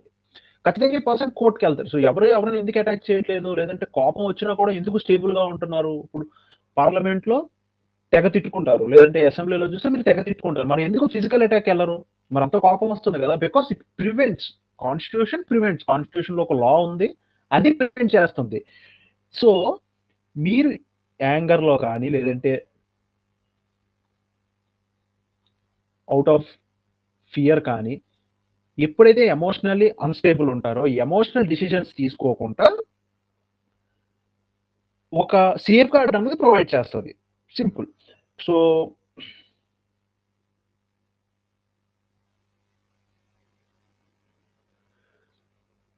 మన కాన్స్టిట్యూషన్ ఎందుకు, మన constitution simple first basic thing మీరు అర్థం చేసుకోవాల్సింది అంటే అసలు కాన్స్టిట్యూషన్ ఎలా రాశారు అంటే based on a fundamental rules. ఈ రూల్స్ బేస్ చేసుకొని అంటే ఆ రోజు సొసైటీలో ఉన్న పరిస్థితులు బట్టి నేచర్ ఆఫ్ ద సొసైటీ, మనకి ఎలాంటి గవర్నమెంట్ కావాలి, మనకి ఎలాంటి పొలిటికల్ సిస్టమ్ కావాలి, ఇదంతా మైండ్ లో పెట్టుకొని కాన్స్టిట్యూషన్ రాసాము. బట్ వన్స్ కాన్స్టిట్యూషన్ వచ్చాక ఇది ఏం చేస్తుందంటే first thing it defines our national ideals. అంటే మనం ఏ డైరెక్షన్ లో వెళ్తున్నాం, మన గవర్నమెంట్ ఎలాంటిది, ఈక్వాలిటీకి ఎంత ప్రాధాన్యత ఇస్తున్నాం, ఇవన్నీ మనకి నేషనల్ ఐడియల్స్. అంటే హోలిస్టిక్ గా ఇండియా మొత్తానికి national ideals. To prevent misuse of power, to prevent tyranny of majority, to protect us from emotional decisions. అంటే బేసిక్ ఇప్పుడు ఇది మీ లెవెల్లో మీరు ఒక పోస్ట్ గ్రాడ్యుయేషన్ స్టూడెంట్స్ లేదంటే అండర్ గ్రాడ్యుయేషన్ స్టూడెంట్స్ అయినప్పుడు నేను ఇదే క్వశ్చన్ మిమ్మల్ని అడిగినప్పుడు మీరు వేరే కూడా చెప్తారు, బట్ ఇవి టెక్స్ట్ బుక్ లో అక్కడ మెన్షన్ చేసి ఉన్నవి. Okay, so right now next Indian constitution గురించి కొన్ని డీటెయిల్స్ ఉన్నాయి. సో ఇండియన్ కాన్స్టిట్యూషన్ రాయడానికి మనకి జనరల్ గా 2 years 11 months టైం పట్టింది. ఇది రాసింది ఎవరు అంటే కాన్స్టిట్యూయెంట్ అసెంబ్లీ. అంటే ఇప్పుడు ఎలా అయితే మనకి పార్లమెంట్ ఉంటుందో సో అప్పుడు కూడా అలానే పెద్ద బాడీ ఒకటి ఉండేది అనమాట, సేమ్ పార్లమెంట్ లాగే యాక్ట్ చేసేది. వీళ్ళు లాస్ కి బదులు ఈ అసెంబ్లీ లాస్ చేసేవారు కాదు. ఈ లాస్ కి బదులు what they did is they write they wrote constitution. అంటే ఇప్పుడు కాన్స్టిట్యూషన్ సింపుల్ గా ఎలా అంటే ఇప్పుడు అసెంబ్లీ వీళ్ళు రఫ్ గా 300 members ఉండేవాళ్ళు, అరౌండ్ 300 members ఉండేవాళ్ళు. వీళ్ళంతా ఇప్పుడు మన పార్లమెంట్ లో ఎలా ఉంటున్నారో అలానే కూర్చొని ఇప్పుడు ఎగ్జాంపుల్ నేను లేచి ఒక పర్టికులర్ ట్రైబల్ గ్రూప్ కి అడ్వాంటేజ్ కావాలి, అది కాన్స్టిట్యూషన్ లో మెన్షన్ చేయాల్సిందే అని నేను ఒక రెజల్యూషన్ పెడతాను. పెట్టినప్పుడు సేమ్ ఇప్పుడు ఎలా ఓట్ చేస్తున్నారో అలానే ఓట్ చేసేవారు. ఇది ఉండాలి అనుకునే వాళ్ళు ఎస్ అని, లేదంటే ఇది ఉండకూడదు అనుకునే వాళ్ళు నో అని, దాని మీద డిబేట్ చేసి డిస్కస్ చేసి కాన్స్టిట్యూషన్ అంటే ఇప్పుడు ఒక లా ఎలా చేస్తామో అలా ఒక కాన్స్టిట్యూషన్ ని ప్రాపర్ గా ఒక 300 members 2 years 11 months పాటు కూర్చొని అంటే 1946 నుంచి 1949 వరకు ఈ టైం వరకు డిస్కస్ చేసి డిబేట్ చేసి చాలా రెజల్యూషన్స్ పెట్టి ఇదంతా జరిగి మనకి కాన్స్టిట్యూషన్ అనేది ఫ్రేమ్ చేశారు. ఓకే, సో కీ ఫ్యూచర్స్, ఇందులో కీ ఫ్యూచర్స్ ఏంటంటే ఫస్ట్ది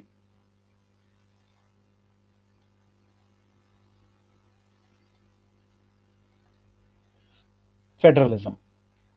ఫెడరలిజం అంటే ఏంటంటే పవర్ డివిజన్.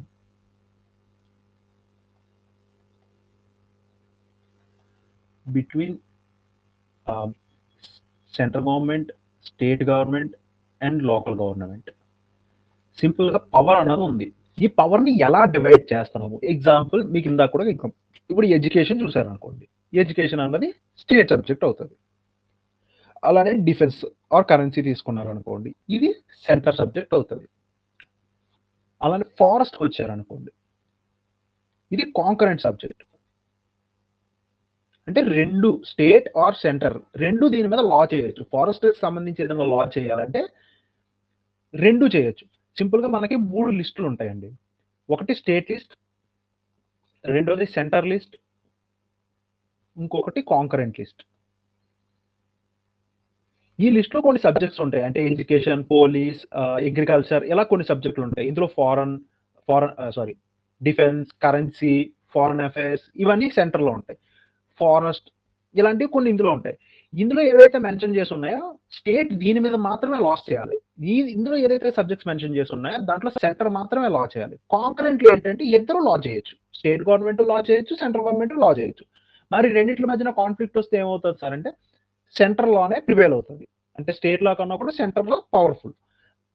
ఫెడరలిజం ఏంటంటే సింపుల్, ఇప్పుడు పవర్స్ డిస్ట్రిబ్యూషన్ ఉంది కదా, అంటే దీని మీద ఎవరు లా చేయాలి అన్నది ఒక పవర్. సో ఈ పవర్ డిస్ట్రిబ్యూషన్ ఏదైతే ఉందో ఈ పవర్ డిస్ట్రిబ్యూషన్ ని మనం ఫెడరలిజం అంటాం. అంటే ఇప్పుడు ఫెడరలిజం కంపేర్ టు కెనడా అనుకోండి, కెనడాలో ఫెడరల్ స్ట్రక్చర్ ఎలా ఉంటుందంటే స్ట్రాంగ్ సెంటర్, వీక్ స్టేట్స్ అనేది కెనడాలో ఫెడరల్ స్ట్రక్చర్. ఇప్పుడు ఇండియాలో వచ్చేసరికి ఫెడరల్ స్ట్రక్చర్ ఎలా ఉంటుందంటే there is a power division between state and centre with little bit tilt towards centre. అంటే సెంటర్ మరీ పవర్ఫుల్ కాదు కానీ కొంచెం powerful. So key features of మన కాన్స్టిట్యూషన్ ఏంటంటే ఫెడరలిజం. మన దగ్గర ఫెడరలిజం ఎందుకు కీ హిస్టరీ అయిందంటే simple, centre and state almost equal, but centre అన్నది కొంచెం పవర్ఫుల్ ఉంటుంది. ఓకే, అలానే parliamentary form of government.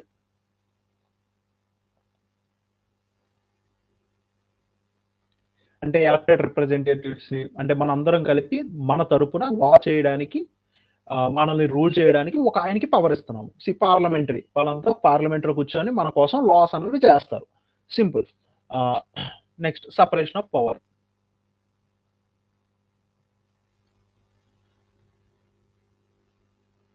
Separation of power ఏంటంటే జనరల్ గా మనకి ఇప్పుడు 3 బాడీస్ ఉంటాయి. ఒకటి లెజిస్లేచర్, ఇంకోటి ఎగ్జిక్యూటివ్, ఇంకోటి వచ్చేసరికి జ్యుడిషియరీ. సో లెజిస్లేచర్ అంటే ఎవరైతే మన కోసం లాస్ చేస్తారో అంటే పార్లమెంటేరియన్స్.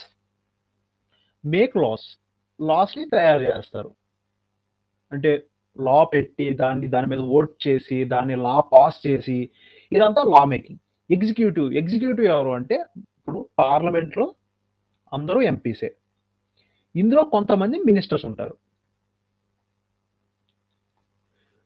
పార్లమెంట్ అంతా కూడా మనకి లెజిస్లేటివ్ బాడీ. ఈ లెజిస్లేటివ్ బాడీలో ఎవరైతే మినిస్టర్స్ ఉన్నారో మినిస్టర్లతో పాటు ఐఏఎస్లు, ఐపీఎస్లు వీళ్ళంతా ఎవరైతే ఉన్నారో వీళ్ళంతా ఎగ్జిక్యూటివ్ బాడీ. అంటే ఇప్పుడు రోడ్ అండ్ ట్రాన్స్పోర్ట్ ఉందనుకోండి, రోడ్ అండ్ ట్రాన్స్పోర్ట్ మినిస్టర్ ఒక ఎంపీనే, ఆయన part of the legislature, but ఆయన మినిస్టర్ కూడా పార్ట్ ఆఫ్ ఎగ్జిక్యూటివ్. సో ఈ మినిస్టర్ అన్న ఆయన కింద సపరేట్ డిపార్ట్మెంటే ఉంటుంది. అలా అందరు ఎంపీల కింద ఉండదు, ఓన్లీ మినిస్టర్స్ కింద మాత్రమే ఉంటుంది. సో ఇప్పుడు రోడ్ అండ్ ట్రాన్స్పోర్ట్ మినిస్టర్ కింద ఒక సపరేట్ డిపార్ట్మెంటే ఉంటుంది. ఈ డిపార్ట్మెంట్ అంతా ఏం చేస్తుంది, ఇప్పుడు పార్లమెంట్ లో రోడ్స్ కి ఈ రోజు నుంచి టోల్ కలెక్షన్ తీసేశారు అనుకుందాం, దానికి ఒక లా పాస్ చేశారు అనుకోండి. ఆ లా ఎవరు తయారు చేస్తారంటే మొత్తం పార్లమెంట్ అంతా కూర్చొని చేస్తుంది, తీసేశారు అనుకుందాం. ఇప్పుడు ఆ ఫైల్ ఎక్కడికి వెళ్తుంది అంటే ఎగ్జిక్యూటివ్ ఎవరు, మినిస్టర్ ప్లస్ మన బ్యూరోక్రాట్స్. సో వీళ్ళు ఏం చేస్తారంటే ఈ లాని ఇంప్లిమెంట్ చేస్తారు. అంటే ఇంకా రేపటి నుంచి ఎవరు రోడ్డు మీద టోల్ కలెక్షన్ జరగకుండా road and transport minister and వాళ్ళ డిపార్ట్మెంట్, వాళ్ళ కింద ఉన్న ఐఏఎస్లు, వాళ్ళ కింద ఉన్న ఆఫీసర్స్ వీళ్ళంతా కలిసి ఏం చేస్తారు, దే మేక్ షూర్ రేపటి నుంచి ఇది ఇంప్లిమెంట్ అయ్యేటట్టు చూస్తారు. సో ఎగ్జిక్యూటివ్ ఏం చేస్తుందంటే they implement the law. Judiciary simple, interprets the law.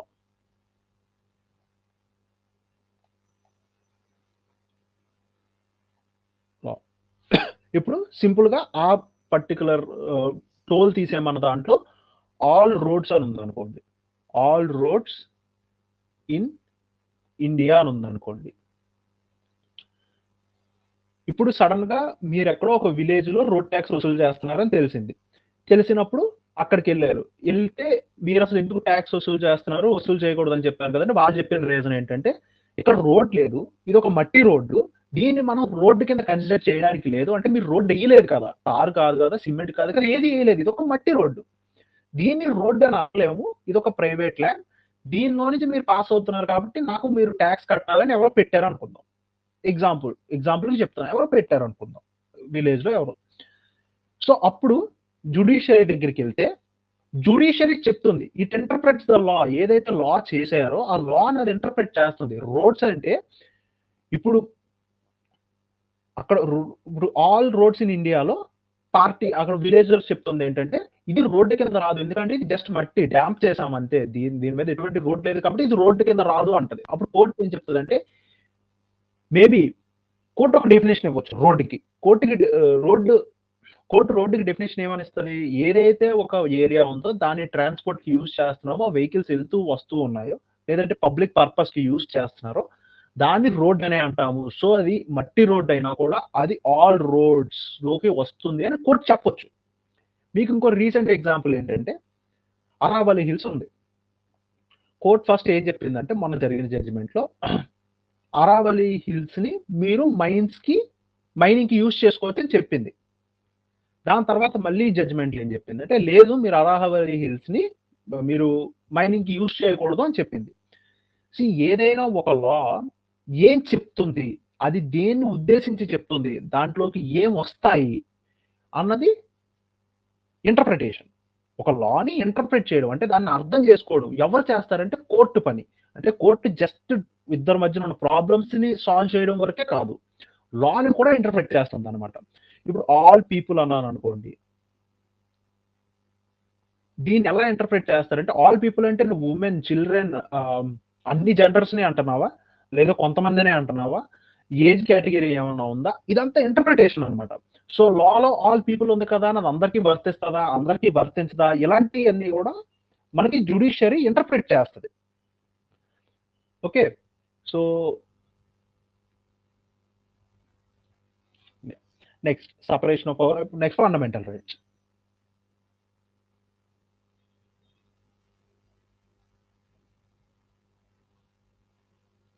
అంటే మన కాన్స్టిట్యూషన్ మనకి ఫండమెంటల్ రైట్స్ గ్యారంటీ చేస్తుంది. ఈ ఫండమెంటల్ రైట్స్ ఏంటంటే మీరు గుర్తుపెట్టుకోవాల్సింది ఏంటంటే ఫండమెంటల్ రైట్స్ మనకి ఇచ్చేటప్పుడే ఎగెనెస్ట్ స్టేట్ ఇస్తారు. అంటే గవర్నమెంట్ కి ఎగెనెస్ట్ గా గవర్నమెంట్ కొన్ని నా దగ్గర నుంచి తీసుకోలేదు, అదే రైట్స్ అన్నమాట. అంటే protects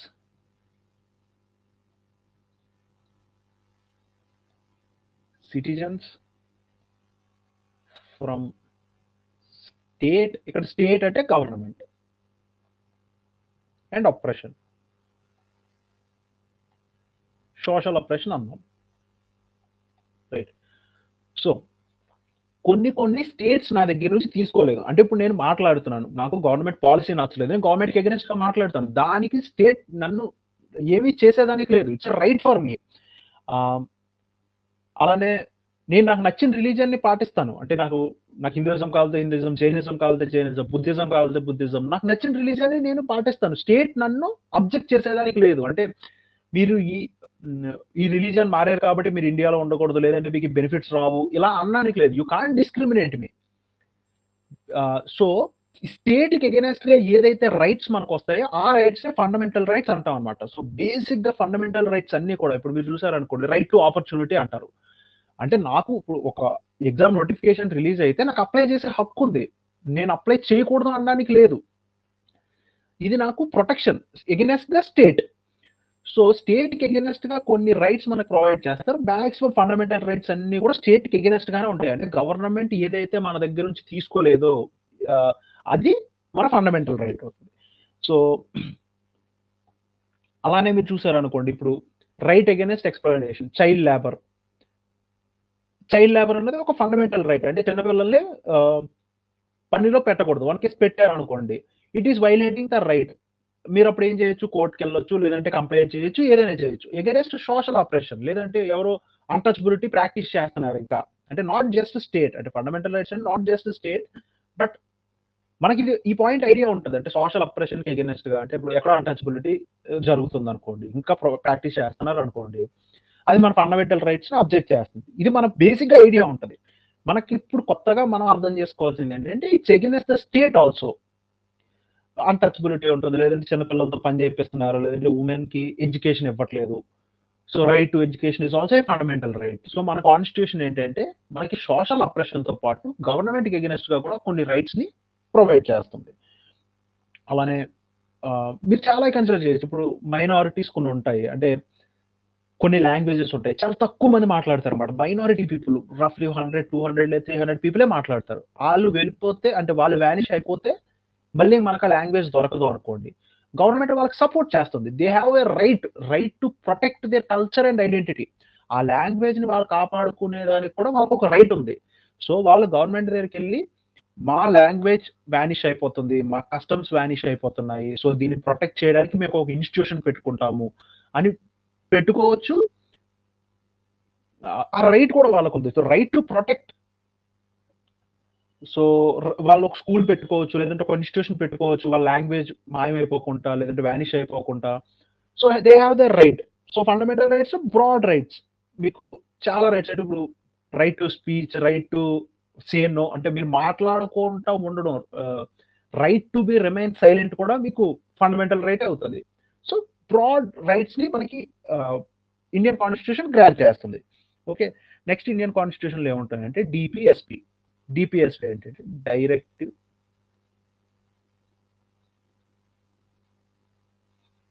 principal of state policy. See, directive principle of state policy. Directive principle అంటే ఇప్పుడు మీరు ఒక ఆన్సర్ రాయడానికి కూర్చున్నారు.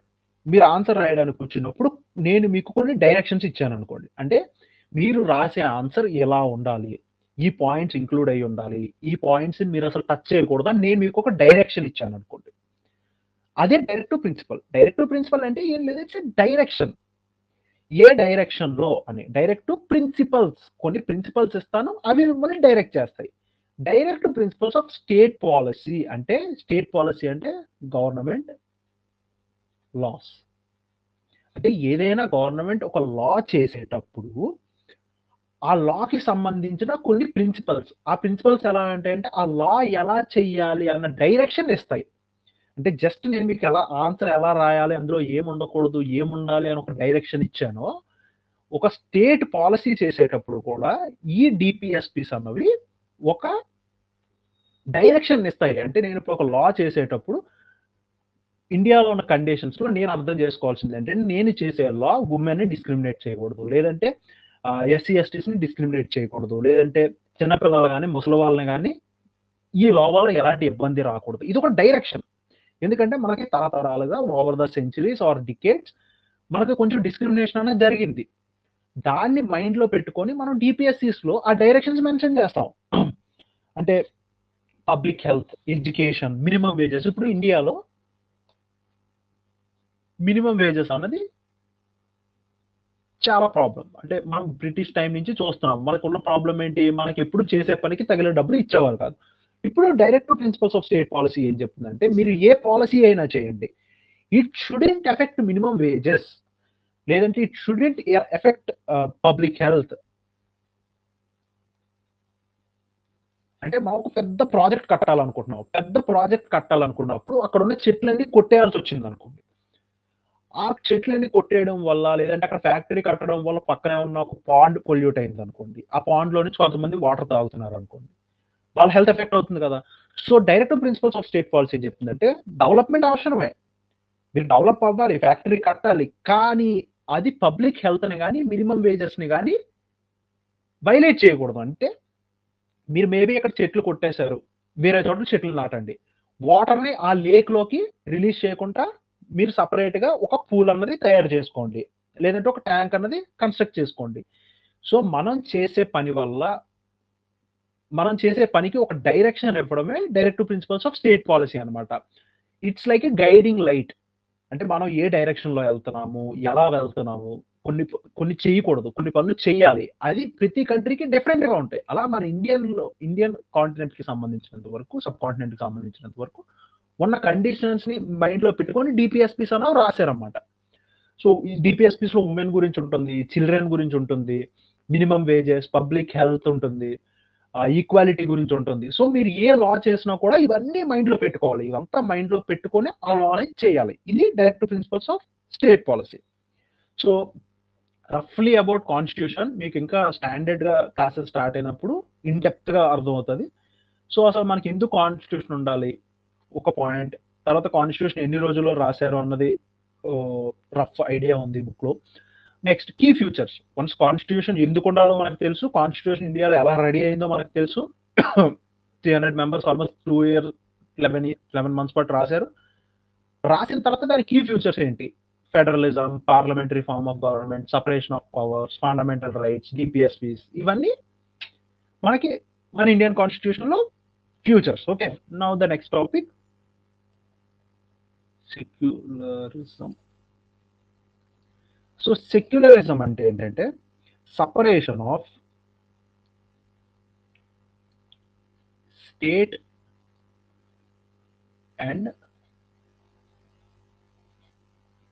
రిలీజియన్. అంటే మీరు ఏదైనా కంట్రీని సెక్యులర్ అంటున్నారు అంటే మీరు గుర్తుపెట్టుకోవాల్సిన కీ పాయింట్ ఏంటంటే, ఆ పర్టికులర్ గవర్నమెంట్ కి రిలీజియన్ కి ఎటువంటి సంబంధం లేదు. అంటే ఇప్పుడు మీరు పాకిస్తాన్ తీసుకున్నారు అనుకోండి, లేదా ఆఫ్ఘనిస్తాన్ తీసుకున్నారు అనుకోండి, వాళ్ళకి నేషనల్ రిలీజియన్ ఉంటుంది. అంటే అఫీషియల్ గా వాళ్ళు స్టేట్ అడాప్టెడ్ రిలీజియన్ ఉంటుంది, ఇస్లాం.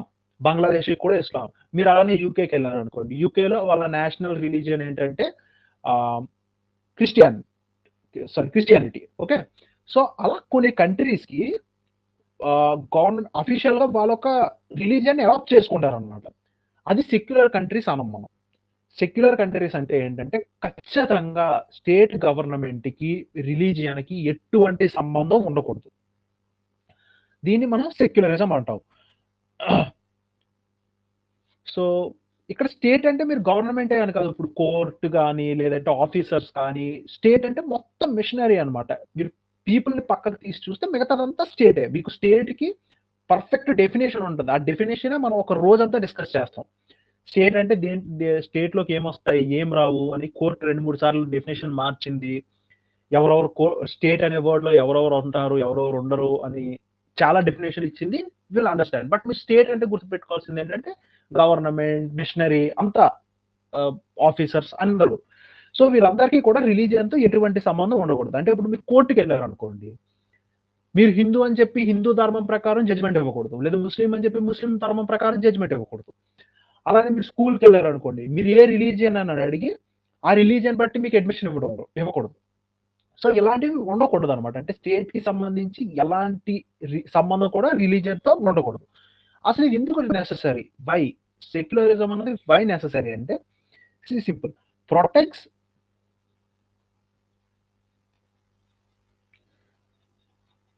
Just a minute.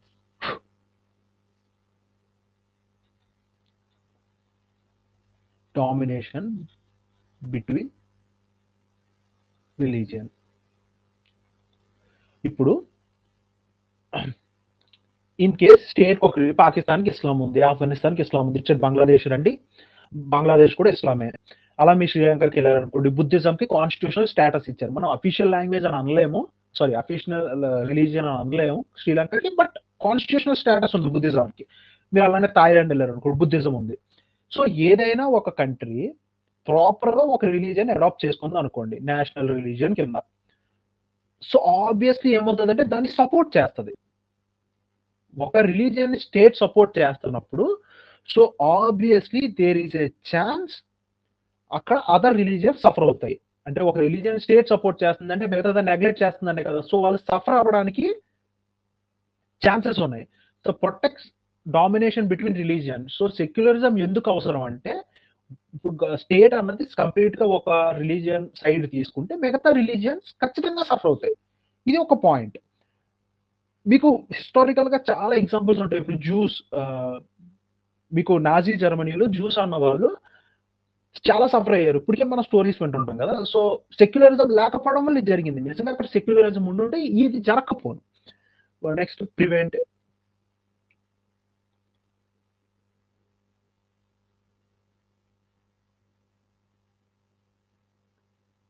Promotes domination within religion.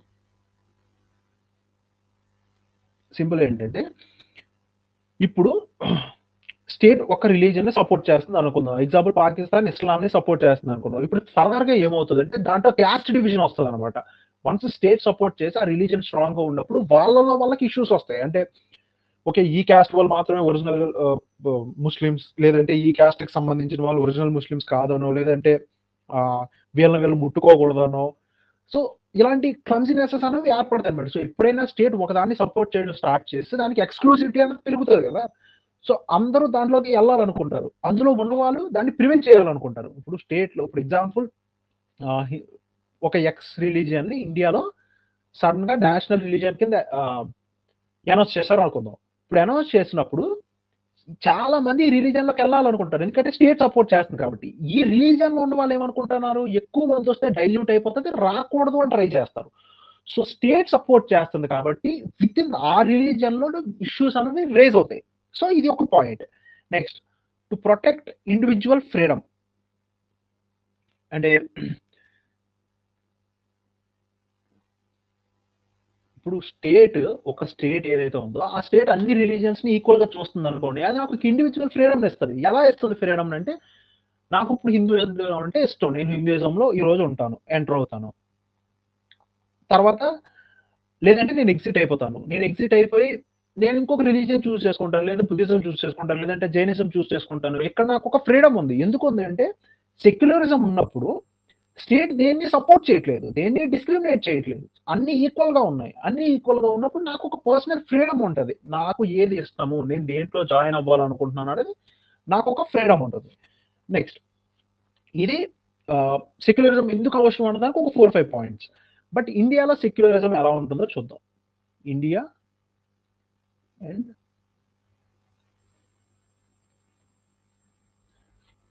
ఇండియాలో సెక్యులరిజం ఎలా ఉంటుందంటే అసలు స్టేట్ ఈ రిలీజియన్ కి సంబంధించిన దేంట్లోని ఇన్వాల్వ్ అవ్వకూడదు సెక్యులరిజం. అంటే రిలీజియన్ కి సంబంధించిన ఏ పనిలో కూడా స్టేట్ ఇన్వాల్వ్ అవ్వకూడదు. కానీ ఇండియాలో ఏం జరుగుతుందంటే ప్రిన్సిపల్డ్ డిస్టెన్స్ అనే ఒక కాన్సెప్ట్ తీసుకొచ్చారు. సింపుల్.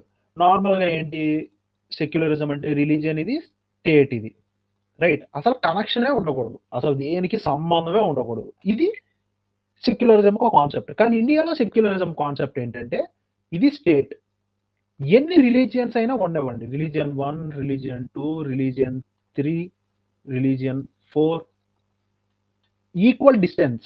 అందరినీ ప్రిన్సిపల్ డిస్టెన్స్ అంటే ఈక్వల్ డిస్టెన్స్ అనమాట, ఒకటే దృష్టితో చూస్తుంది. గవర్నమెంట్ ఇన్వాల్వ్ అవ్వకపోవడం లేదు, ఇన్వాల్వ్ అవుతుంది. కానీ ఆ ఇన్వాల్వ్మెంట్ లో కూడా ప్రతి ఒక్కరిని సమానంగా చూస్తారు. సో ఇది ప్రిన్సిపల్ డిస్టెన్స్ అనమాట సెక్యులరిజం లో. నార్మల్ గా సెక్యులరిజం అంటే అసలు ఇన్వాల్వ్ అవ్వకూడదు, కానీ ఇక్కడ ఇన్వాల్వ్ అవుతుంది ఇండియా. ఎందుకు ఇన్వాల్వ్ అవుతుందంటే ఇండియాలో ఇది బుక్ లో ఉన్నది కాదు, నార్మల్ గా మీకు తర్వాత కూడా అర్థం అవుతుంది. అంటే పాలిటీ చదువుతున్న కొద్ది మీకు అర్థమయ్యేది ఏంటంటే ఇండియాలో రిలీజియన్ కి సోషల్ ఈవిల్స్ కి చాలా దగ్గర సంబంధం ఉంది. అంటే ఎగ్జాంపుల్ మీరు సతీ తీసుకోండి, లేదంటే విడో మ్యారేజ్ తీసుకోండి. దీనికి మన రిలీజియన్ కి సంబంధం ఉంటుంది. అంటే ఎవరైతే సతీ పాటిస్తున్నారో సతీ ఆ హిందువులకి ఆ సతీకి ఒక కనెక్షన్ ఉంటుంది.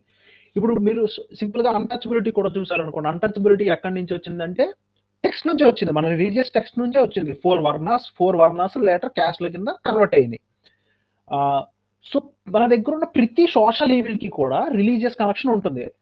సో మనం రిలీజియన్ లోకి ఇన్వాల్వ్ అవ్వము అంటే చాలా వరకు సోషల్ ఈవిల్స్ ని కూడా మనం ఎరాడికేట్ చేయలేం అనమాట. సో ఎరాడికేట్ చేయలేం కాబట్టి మనం నో స్ట్రిక్ట్ సపరేషన్ అనుకున్నాం. అంటే స్ట్రిక్ట్ గా స్టేట్ అనేది ఇన్వాల్వ్ అవ్వకుండా ఉండదు, ఇన్వాల్వ్ అవుతుంది. When there is a necessity it involves. అంటే సింపుల్ గా దీన్ని మనం రాయాల్సి వస్తే keeping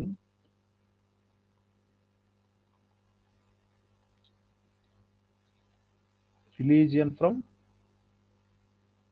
at equal distance and intervenes when equality is violated. అంటే అందరూ ఈక్వల్ డిస్టెన్స్ లో పెట్టి అందరినీ ఈక్వల్ గానే చూస్తారు. ఎప్పుడైనా అందరినీ ఈక్వల్ గా చూస్తున్నప్పుడు ఆ ఈక్వాలిటీలో డిస్టర్బెన్స్ వచ్చింది అంటే ఒక రిలీజియన్ ఇంకో ఈ రిలీజియన్ ఓవర్ పవర్ చేయాలనుకుంటుంది, లేదంటే ఒక రిలీజియన్ మొత్తం మన ఇండియా నుంచి ఎగ్జిస్టెన్స్ లో లేకుండా పోతుంది. ఇలాంటి ఏమైనా జరిగినప్పుడు గవర్నమెంట్ ఇంటర్వ్యూన్ అవుతుంది టు ఎన్షూర్ ద ఈక్వాలిటీని ఎన్షూర్ చేయడానికి మాత్రమే. అంటే ఒక రిలీజియన్ కి అన్యాయం జరుగుతున్నప్పుడు గవర్నమెంట్ ఇంటర్వ్యూన్ అయ్యి మిగతా అన్ని రిలీజియన్స్ తో దాన్ని సమానంగా చేసి ఇట్ విల్ స్టాప్ దేర్, ఇంకా అంతకుమించి సపోర్ట్ చేయదు. జస్ట్ ఈక్వాలిటీని ఎన్షూర్ చేయడానికి మాత్రమే గవర్నమెంట్ ఇంటర్వ్యూన్ అవుతుంది. సో అది కూడా ఎందుకు అవుతుందంటే యాజ్ ఐ సెడ్ మన సోషల్ కస్టమ్స్ కి మన రిలీజియన్ కి చాలా దగ్గర సంబంధాలు ఉంటాయి. అంటే మీకున్న ఏ ఏజ్ లో మ్యారేజ్ చేసేయాలి, లేదంటే పెళ్లి ఎలా చేయాలి, ఇవన్నీ కూడా మనకి రిలీజియన్ బేస్ నుంచే వస్తాయి. సో మనం చేసే చాలా వరకు సోషల్ పనులు ఏవైతే ఉన్నాయో అవన్నీ రిలీజియస్ నుంచి వస్తాయి. సో ఇండియాలో రిలీజియన్ ని సపరేట్ చేసి సోషల్ చేంజ్ తీసుకురావడం అనేది చాలా కష్టం. అంటే ఎగ్జాంపుల్ ఇప్పుడు మనకి ఈక్వాలిటీ శబరిమల గురించి మాట్లాడారు అనుకోండి. శబరిమలలో ఉమెన్ అలౌ చేయలేదు. ఎందుకు అలౌ చేయలేదు అంటే వాళ్ళు ఒక రీజన్ ఇచ్చారు. ఉమెన్ ఏం రీజన్ ఇచ్చారు? ఉమెన్ రీజన్ ఉమెన్ ఇచ్చారు. లేదు అలా ఏం లేదు, ఇదిగోండి శాస్త్రాల్లో ఎక్కడ ఉమెన్ అలౌ చేయకూడదని లేదు అని చెప్పి ఉమెన్ కూడా వాళ్ళ ఆబ్జెక్టివ్ ని ముందు పెట్టినప్పుడు సో ఇక్కడ చూస్తే problem equality men and women. కానీ దీని రూట్స్ ఎక్కడ ఉన్నాయంటే రిలీజియన్ లో ఉంది. Problem inequality, male and female inequality జరుగుతుంది. ఇది ఒక సోషల్ ఈవిల్. కానీ దీని ట్రేసెస్ ఎక్కడ ఉన్నాయంటే మీకు ఒక రిలీజియస్ టెక్స్ట్ లో ఉన్నాయి. రిలీజియస్ టెక్స్ట్ అంటే మేబీ అయ్యప్ప స్వామి ఆ బుక్ లోనో ఎక్కడో రాసున్నాయి. రాసున్నప్పుడు ఇప్పుడు మనం ఈక్వాలిటీని ఎన్షూర్ చేయాలి, అలానే ఈక్వల్ డిస్టెన్స్ మెయింటైన్ చేయాలి. ఇప్పుడు రిలీజియన్ కదా మాకు సంబంధం లేదు, మేము జస్ట్ ఈక్వాలిటీనే కన్సిడర్ చేస్తాం అనడానికి లేదు. ఈక్వాలిటీని కన్సిడర్ చేస్తాము, అలానే రిలీజియస్ బిలీఫ్స్ ని కూడా మేము రెస్పెక్ట్ చేస్తాం. అంటే స్టేట్ అన్నది ఇట్ విల్ రెస్పెక్ట్ ఈక్వాలిటీ అందరికీ ఇస్తుంది, అన్ని రిలీజియన్స్ ని ఈక్వల్ గానే రెస్పెక్ట్ చేస్తుంది. ఓన్లీ ఇంటర్వెన్షన్ ఎప్పుడు జరుగుతుంది అంటే ఈక్వాలిటీ ఎన్షూర్ చేయడం, అంతేగాని ఒక రిలీజియన్ ని ప్రమోట్ చేయడమో, లేదంటే ఇప్పుడు హిందువులు ఎక్కువ మంది ఉన్నారు కదా అని హిందువులకి ఎక్కువ గుళ్ళు కట్టించడమో, లేదంటే ఒక రిలీజియన్ ని ప్రమోట్ చేయడం, లేదంటే ఒక రిలీజియన్ ని డిస్క్రిమినేట్ చేయడం అనేది ఇండియన్ కాన్సెప్ట్ ఆఫ్ సెక్యులరిజం కాదు. ఇండియాలో కాన్సెప్ట్ ఏంటంటే మేము ఇన్వాల్వ్ అవుతాం, కానీ ఓన్లీ ఈక్వాలిటీ ఎన్షూర్ చేయడం వరకు ఇన్వాల్వ్ అవుతాం, అంతకు మించి మా ఇన్వాల్వ్మెంట్ ఉండదు. సో మీరు ఈ వర్డ్ చాలా రెగ్యులర్ గా వింటుంటారు ఇక్కడ నుంచి క్వాలిటీ క్లాసెస్ లో, principle distance from all the religions అని చెప్పి. సో సింపుల్ గా ఇండియన్ కాన్సెప్ట్ ఆఫ్ సెక్యులరిజం ఏంటంటే మీరు గుర్తుపెట్టుకోండి, equal treatment for all religions. Next concept వచ్చేసి ఇక్కడతో సెక్యులరిజం ఇంతవరకే ఉంటుంది. మీకు సెక్యులరిజం ఇంకా డీప్ గా ఫర్దర్ క్లాసెస్ లో తెలుసుకుంటారు. ఓకే, నెక్స్ట్ కాన్సెప్ట్ వచ్చేసి parliament and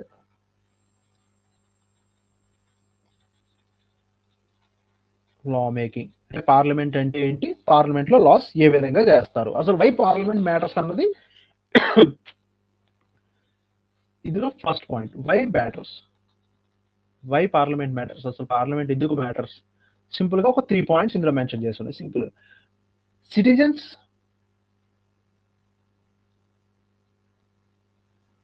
speak through MPs.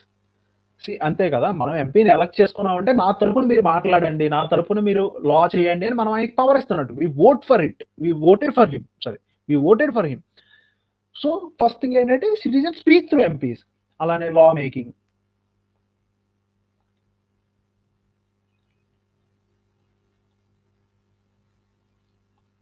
Law making అంటే సింపుల్ గా లా మేకింగ్ మనం ఎలా అవుతుంది, converting public demand into law. అంటే ఏదైతే ఇప్పుడు లా ఎందుకు చేస్తారు, ఏదో నెసెసిటీ ఉంది, లా చేయడం వల్ల జనాలు బెనిఫిట్ అవుతారు, లేదంటే మనకి ఏదో ప్రయోజనం ఉంటుందనే కదా. సో సింపుల్ గా లా మేకింగ్ ఏంటంటే కన్వర్టింగ్ అవర్ పబ్లిక్ డిమాండ్, అంటే ప్రజలకి ఏదైతే కావాలో ఆ డిమాండ్ ని తీసుకొని దాని మీద ఒక చట్టం తీసుకొచ్చి దాన్ని లీగలైజ్ చేయడమే పార్లమెంట్ యొక్క పని. So parliament matters. Next 3, executive accountability. Executive అంటున్నా, ఎగ్జిక్యూటివ్ అంటే మీకు ఇందాక చెప్పినట్టు మినిస్టర్స్ అండ్ ఆఫీసర్స్ వీళ్ళంతా వస్తారు. సో బట్ మినిస్టర్స్ అనేవాళ్ళు డైరెక్ట్ గా పార్లమెంట్ లోనే ఉంటారు కదా. ఇప్పుడు మీరు నిర్మలా సీతారామన్ మన ఫైనాన్స్ మినిస్టర్, మీరు ప్రతిసారి ఫిబ్రవరి 1st వీక్ లో జరిగే బడ్జెట్ సెషన్ చూసినప్పుడు నిర్మలా సీతారామన్ గారు మొత్తం ఒక పెద్ద స్పీచ్ ఇస్తారు, మేము ఎంత ట్యాక్స్ కలెక్ట్ చేసాము, నెక్స్ట్ టైం ఎంత కలెక్ట్ చేస్తాము, ట్యాక్స్ రేట్ ఎంత పెట్టాము, ఎవరికి బెనిఫిట్ ఇస్తున్నాము, ఇదంతా చేసినప్పుడు నిర్మలా సీతారామన్ గారి స్పీచ్ అయిపోవంగానే ఆపోజిషన్ వాళ్ళకి కొన్ని కామెంట్స్ చేస్తారు, అసలు ఇంత ట్యాక్స్ ఎందుకు కలెక్ట్ చేస్తున్నారు, మీరు ప్రజలకు అన్యాయం చేస్తున్నారు, మిల్క్ మీద ట్యాక్స్ ఏంటి, కర్డ్ మీద ట్యాక్స్ ఏంటి, జనాలు ఎలా ఇంకా డైలీ ఎసెన్షియల్ కమోడిటీస్ ఎలా కొనుక్కుంటారు, మీరు జిఎస్టీ ఎక్కువ. సో ఈ క్వశ్చన్స్ అన్ని అడగడం వల్ల first of all Nirmala Sitharaman గారికి ఐడియా ఉంటుంది కదా, ఈ పర్టికులర్ లా పెట్టడం వల్ల లేదంటే ఈ పర్టికులర్ ఇంత ట్యాక్స్ కలెక్ట్ చేయడం వల్ల మనకి ఎఫెక్ట్ అవుతుంది, మన క్వశ్చన్ చేస్తారు, అలానే జనాలు కూడా మన మీద నెక్స్ట్ టైం ఓటు వేయకపోవచ్చు. ఇదే పాయింట్ ని ఫస్ట్ పార్లమెంట్ లో రేస్ చేస్తారు, క్వశ్చన్స్ అడుగుతారని వాళ్ళకి తెలుసు కదా. తెలిసినప్పుడు మేబీ అంత ట్యాక్స్ కాకుండా కొంచెం తగ్గించి పెట్టవచ్చు, లేదంటే కండిషన్స్ కొంచెం ఈజీ చేయొచ్చు. అంటే రైట్, ఇప్పుడు అన్ని డైరీ ప్రొడక్ట్స్ మీద ట్యాక్స్ వేస్తే పార్లమెంట్ లో బ్యాక్లాష్ వస్తుందని తెలుసు, ఎక్కువ క్వశ్చన్లు అడుగుతారు, ఎక్కువ ఆర్గ్యుమెంట్ చేస్తారని తెలుసు. మేబీ 50% ప్రొడక్ట్స్ ఏవైతే రిచ్ పీపుల్ కొంటారు, అంటే ఇప్పుడు పన్నీర్ ఉందనుకోండి అందరూ కొనరు, because it's quite costly compare to other dairy products. So paneer మీద మాత్రం జిఎస్టీ వేయండి, మిగతా వాటి మీద వదిలేయండి, ఎందుకంటే పన్నీర్ అన్న వాళ్ళు రెగ్యులర్ గా కన్జ్యూమ్ చేయరు, ఫస్ట్ థింగ్. రెండోది అందరూ కన్స్యూమ్ చేయరు. పన్నీర్ అనేది అందరూ కమోడిటీలోని పార్ట్ కాదు. కొంతమంది మాత్రం సెలెక్టివ్‌గా తింటారు. సో, మేబీ దాని మీద టాక్స్ ఏస్తే మనకి పార్లమెంట్‌లో బ్యాక్‌లాష్ తగ్గొచ్చు. వాళ్ళు కూడా జస్టిఫై చేయొచ్చు కదా! ఇప్పుడు నేను పాల ప్యాకెట్ మీద వేయలేదే, లేదంటే డైరీ పౌడర్ మీద వేయలేదు. ఓన్లీ పన్నీర్ మీద టాక్స్ ఏసాం. జస్ట్ బికాజ్ రెగ్యులర్‌గా యూజ్ చేసే కమోడిటీస్ మీద మేము టాక్స్ చేయట్లేదు అని నిర్మలా సీతారామన్ కూడా నాకు రెస్పాన్స్ ఇవ్వచ్చు. See it ensuring accountability. పార్లమెంట్‌లో ఒక క్వెషన్ అడగడం, ఆన్సర్ చెప్పడము, వాళ్ళు డిబేట్ చేయడము. It ensures certain accountability. Okay. So, why parliament matters అంటే బ్రాడ్‌గా ఒక 3, 4 కాన్సెప్ట్స్ ఉన్నాయి. And how laws are made.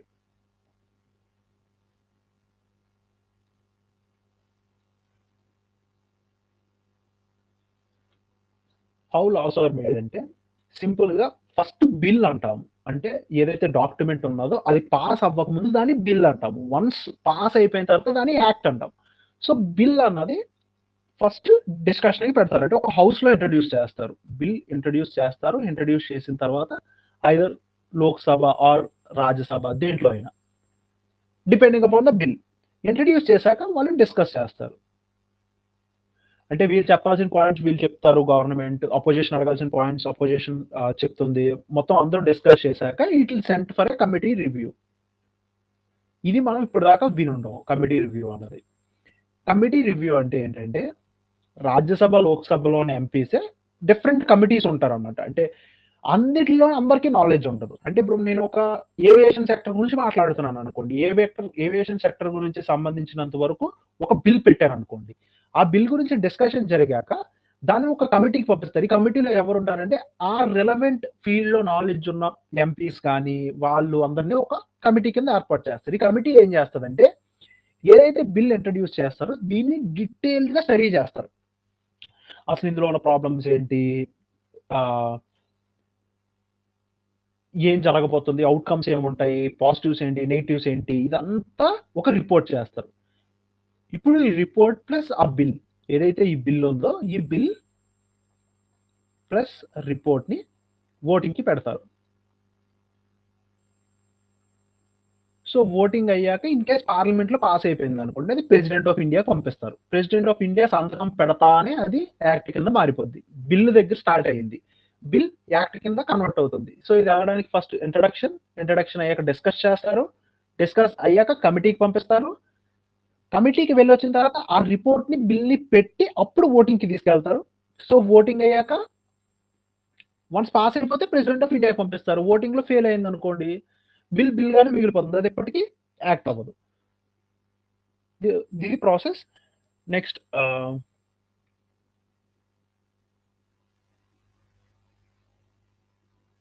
How laws are made right అయిపోయింది. So, next role of general public.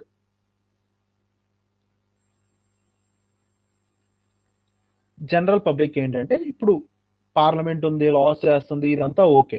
So, ఇప్పుడు రోల్ ఆఫ్ ద పబ్లిక్ ఏంటంటే first protest గాని లేదంటే మీడియాలో వాళ్ళ ఏమంటారు ఇప్పుడు మీడియాలో చాలా మంది ఇంటర్వ్యూస్ తీసుకుంటారు కదా! ఈ గవర్నమెంట్ ఈ పాలిసీ చేసింది. మీ మీ ఒపీనియన్ ఏంటి? అంటే ఇప్పుడు ఫ్రీ బసెస్ ప్రొవైడ్ చేశారు ఆంధ్రప్రదేశ్‌లో. దాని గురించి ఎన్ని ఇంటర్వ్యూస్ చూసుంటారు మీరు? ఫ్రీ బస్ ఇవ్వడం కరెక్ట్ అంటారా? అంటే కొంతమంది పబ్లిక్ కరెక్ట్ అని చెప్తారు. కొంతమంది పబ్లిక్ తప్పని చెప్తారు. కొంతమంది పబ్లిక్ లేదు దీంట్లో కొన్ని రిఫార్మ్స్ తీసుకురావాలి అని చెప్పి కొంతమంది కొన్ని ఒపీనియన్స్ చెప్తారు. సో, డిఫరెంట్ ఒపీనియన్స్ చెప్తుంటారు. సో, ఆహ్, ఈ పార్లమెంట్ అండ్ లా మేకింగ్‌లో జనరల్ పబ్లిక్ రోల్ ఏముంటుందంటే వీళ్ళు చెప్పే ఒపీనియన్స్ బట్టి నెక్స్ట్ టైమ్ వాళ్ళు లాస్ చేయడము, నెక్స్ట్ ప్రొటెస్ట్‌లు చేస్తారు కొంతమంది. ప్రొటెస్ట్‌లు చేసినప్పుడు గవర్నమెంట్ అర్థం చేసుకొని ఓకే. పీపుల్ దీనికి రియాక్ట్ అవుతున్నారు. సో, మనం ఈ ఏరియాలో లా చేయాలి. ఈ ఏరియాలో లా చేయకూడదు అన్నది ఒక ఐడియా వస్తుంది. So, role of general public. Next వచ్చేసరికి పార్లమెంట్ అయిపోయింది. జ్యుడిషియరీ. సో, ఇండియాలో జ్యుడిషియరీ. సో, ఇండియాలో జ్యుడిషియరీ అనేది ఇంటిగ్రేటెడ్ జ్యుడిషియరీ. ఇంటిగ్రేటెడ్ జ్యుడిషియరీ ఏంటంటే ఫస్ట్ లోకల్ కోర్ట్స్ ఉంటాయి. లోకల్ కోర్ట్స్ పైన హైకోర్ట్ ఉంటుంది. హైకోర్ట్ పైన సుప్రీం కోర్ట్ ఉంటుంది. సో, సుప్రీం కోర్ట్ ఒకటే ఉంటుంది. ఏ స్టేట్‌కి ఆ స్టేట్‌కి హైకోర్ట్స్ ఉంటాయి. Local courts within the state చాలా ఉంటాయి. సో, ఇంటిగ్రేటెడ్ అనమాట. అంటే హైకోర్ట్ కింద లోకల్ కోర్ట్స్ ఉంటాయి. సుప్రీం కోర్ట్ కింద లోకల్ కోర్ట్స్ ఉంటాయి. సో, మీరు లోకల్ కోర్ట్‌లో కేస్‌ని హైకోర్ట్‌కి తీసుకెళ్లొచ్చు. హైకోర్ట్‌లో కేస్‌ని సుప్రీం కోర్ట్‌కి తీసుకెళ్లొచ్చు. అంతా ఇంటిగ్రేటెడ్ అనమాట. అంటే ఒకటే సిస్టమ్ అంతా. ఒకదాని నుంచి ఒకదానికి పాస్ అవ్వచ్చు. లేదంటే ఒకదాని నుంచి ఒకదానికి డైరెక్షన్స్ తీసుకురావచ్చు. ఇవంతా పాసిబుల్. సో జ్యుడిషియరీ మనం హోలిస్టిక్ గా డిస్కస్ చేద్దాం. బట్ ఈ బుక్ లో ఉన్నంత వరకు చూస్తే ఫస్ట్ జ్యుడిషియల్ ఫంక్షన్స్ ఉన్నాయి. ఫంక్షన్స్ ఏంటి అంటే ఫస్ట్ ఇది dispute resolution.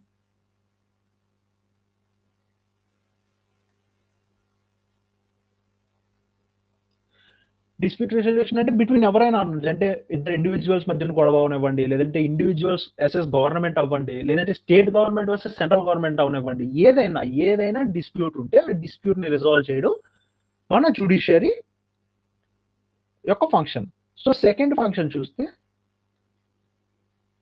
Judicial review.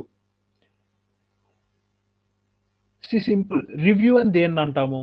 Review అంటే ఇప్పుడు నేను ఒక బుక్ రాశాను అనుకోండి, నేను మీకు రివ్యూ చేయమని ఇచ్చాను అనుకోండి, దాని అర్థం ఏంటి? మీరు ఒకసారి చూసి ఇందులో కరెక్ట్ ఏంటి, తప్పు ఏంటి, ఇందులో ఏమైనా మిస్టేక్స్ ఉన్నాయా, తప్పులు ఏమైనా ఉన్నాయా, ఇవన్నీ రివ్యూ చేయడానికి. అదే కదా ఇప్పుడు మనం మూవీ రివ్యూ అంటారు. మూవీ రివ్యూ అంటే ఏంటి? మీరు చూసి ఏమి నచ్చింది, ఏమి నచ్చలేదు, ఏది కరెక్ట్ కాదు అనేది మీరు రివ్యూ ఇస్తున్నారు, రైట్? సో అలానే జ్యుడిషియల్ రివ్యూ ఏంటంటే ఏదైనా లా చేసినప్పుడు ఆ లాలో తప్పు ఉంది అని ఐడెంటిఫై చేసినప్పుడు మనం జ్యుడిషియల్ రివ్యూకి వెళ్ళొచ్చు. జ్యుడిషియల్ రివ్యూలో ఏం జరుగుతుందంటే ఏదైతే లా చేశారో ఈ లాని కోర్ట్ రివ్యూ చేస్తుంది. రివ్యూ చేసి దీంట్లో ఏమైనా తప్పు ఉందా, తప్పు ఉంటే దాన్ని కొట్టేస్తారు. అంటే ఇన్ కేస్ ఎగ్జాంపుల్కి 14 ఏళ్ళ నుంచి 18 ఏళ్ళ పిల్లలు ఉన్నారో ఎవరైతే ఉన్నారో వీళ్ళకి వర్క్ చేసే ఆపర్చునిటీ ఉంది అని లాలో ఉందనుకోండి, ఎక్కడో ఉందనుకోండి, ఇది మనం కోర్టుకి వెళ్ళాం. కోర్టు ఇది చూసి లేదు, ఇది 14 ఏళ్ళ నుంచి 18 ఏళ్ళ మైనర్స్ ఎవరైతే ఉన్నారో ఈ మైనర్స్ కి మీరు వర్క్ చేసే కండిషన్స్, వర్క్ చేసే ఎలిజిబిలిటీ ఇవ్వడానికి లేదు, బికాస్ కాన్స్టిట్యూషన్ వాళ్ళకి ఆ రైట్ ఇచ్చింది. సో రైట్ అగెనెస్ట్ ఎక్స్‌ప్లాయిటేషన్ ఇచ్చింది కాబట్టి ఈ పర్టికులర్ లా కాన్స్టిట్యూషన్ కి అగెనెస్ట్ గా ఉంది కాబట్టి నేను ఆ ప్రొవిజన్ కొట్టేస్తున్నాను. 14 to 18 years పిల్లలకు వర్క్ ఎలిజిబిలిటీ ఏదైతే ఉందో దాన్ని కోర్టు స్ట్రైక్ డౌన్ చేసేస్తుంది. ఇది కోర్టుకు ఉన్న ఎక్స్క్లూజివ్ పవర్ అనమాట. సో ఇప్పుడు పార్లమెంట్ ఏ లా పడితే ఆ లా చేసేస్తే ఎవరో ఒక చెక్ చేయాలి కదా. సో గవర్నమెంట్ నచ్చినట్టు చేసేస్తే అది కుదరదు. సో పార్లమెంట్ పవర్ ని లిమిట్ చేయడానికి జ్యుడిషియల్ రివ్యూ అని ఉన్నది. అంటే పార్లమెంట్ తన ఇష్టానికి లా చేసినప్పటికీ కూడా మీరు జ్యుడిషియల్ రివ్యూకి వెళ్తే కోర్టు ఆ లాని కొట్టేస్తుంది. మొత్తానికి ఆ లాని కొట్టేయచ్చు, లేదంటే పర్టికులర్ ప్రొవిజన్ కొట్టేయచ్చు. బట్ కోర్టుకి ఆ పవర్ అయితే ఉంది. సో అది సెకండ్ ఫంక్షన్. థర్డ్ది ఫండమెంటల్ రైట్ ప్రొటెక్షన్. అంటే మనకి ఏదైతే ఫండమెంటల్ రైట్స్ ఉన్నాయో ఈ ఫండమెంటల్ రైట్స్ ఎప్పుడైనా వైలేట్ అయినాయి అనుకోండి, అంటే ఫ్రీడమ్ ఆఫ్ స్పీచ్, నేను గవర్నమెంట్కి అగెనిస్ట్ గా కొన్ని కామెంట్స్ చేశాను, అది నా ఫ్రీడమ్ ఆఫ్ స్పీచ్. ఇప్పుడు అలా చేసినందుకు మీకు ఒక 4-5 years బ్యాక్ ఒక కేసు ఉండేది. ఆ కేసులో ఏమైందంటే ఒక అమ్మాయి తన ఫేస్బుక్ లో గవర్నమెంట్కి అగెనిస్ట్ ఒక పోస్ట్ పెట్టింది. పోస్ట్ పెడితే పోలీసులు వచ్చి ఆమెని బుక్ చేసి తీసుకెళ్లిపోయారు. పోలీసులు చెప్పిన రీజన్ ఏంటంటే మీరు హేట్ స్పీచ్ చేస్తున్నారు, మీరు జనాల్ని రెచ్చగొడుతున్నారు ఈ పోస్టుల ద్వారా, సో అందుకే మిమ్మల్ని అరెస్ట్ చేస్తున్నాం అని చెప్పి. సో కోర్టు ఏం చెప్పిందంటే రైట్ టు స్పీచ్ లో ఈ సోషల్ మీడియాలో మనం చెప్తాం కదా, ఇది కూడా మనకి రైట్ టు స్పీచ్ అండర్లోకి వస్తుంది. ఆమె తమ రైట్ టు స్పీచ్ ని ఎక్సర్సైజ్ చేసిందే తప్ప ఇది ఎలాంటి హేట్ స్పీచ్ కాదు, ఎలాంటిది కాదు, ఆమెను వదిలేయండి అని చెప్పి కోర్ట్ ఆర్డర్ ఇష్యూ చేసింది. ఇక్కడ ఏం జరిగిందంటే ఆ అమ్మాయికి ఉన్న ఫండమెంటల్ రైట్ ఏదైతే ఉందో ఆ రైట్ ని కోర్టు ప్రొటెక్ట్ చేసింది. సో ఇండియాలో ఫండమెంటల్ రైట్స్ ని ప్రొటెక్ట్ చేసే బాధ్యత కోర్ట్స్ది. అంటే ఇప్పుడు అందుకే కదా మనకి స్టేట్ కి అగెనిస్ట్ గా ఫండమెంటల్ రైట్స్ ఇస్తున్నారు. ఇచ్చినప్పుడు మన ఇద్దరికి ఎగ్జిక్యూటివ్ అంటే గవర్నమెంట్ కి అగెనిస్ట్ గా నాకు ఫండమెంటల్ రైట్స్ ఇస్తున్నప్పుడు దీన్ని ప్రొటెక్ట్ చేసే అధికారం కూడా ఎవరో ఒకరికి ఇవ్వాలి. సో ఆ అధికారాన్ని ఎవరికి ఇచ్చారంటే జ్యుడిషియరీకి ఇచ్చారు. సో స్టేట్ నన్ను అప్రెస్ చేసినా, లేదంటే వేరే ఇండివిజువల్ నన్ను అప్రెస్ చేసినా, ఏ రకంగా అయినా నా ఫండమెంటల్ రైట్స్ వైలేట్ అయితే నేను వెళ్ళాల్సింది కోర్టుకి. Court is my protector of my fundamental rights. Okay, so ఇవన్నీ చేయడానికి కోర్టుకి ఇండిపెండెన్సీ ఉండాలి.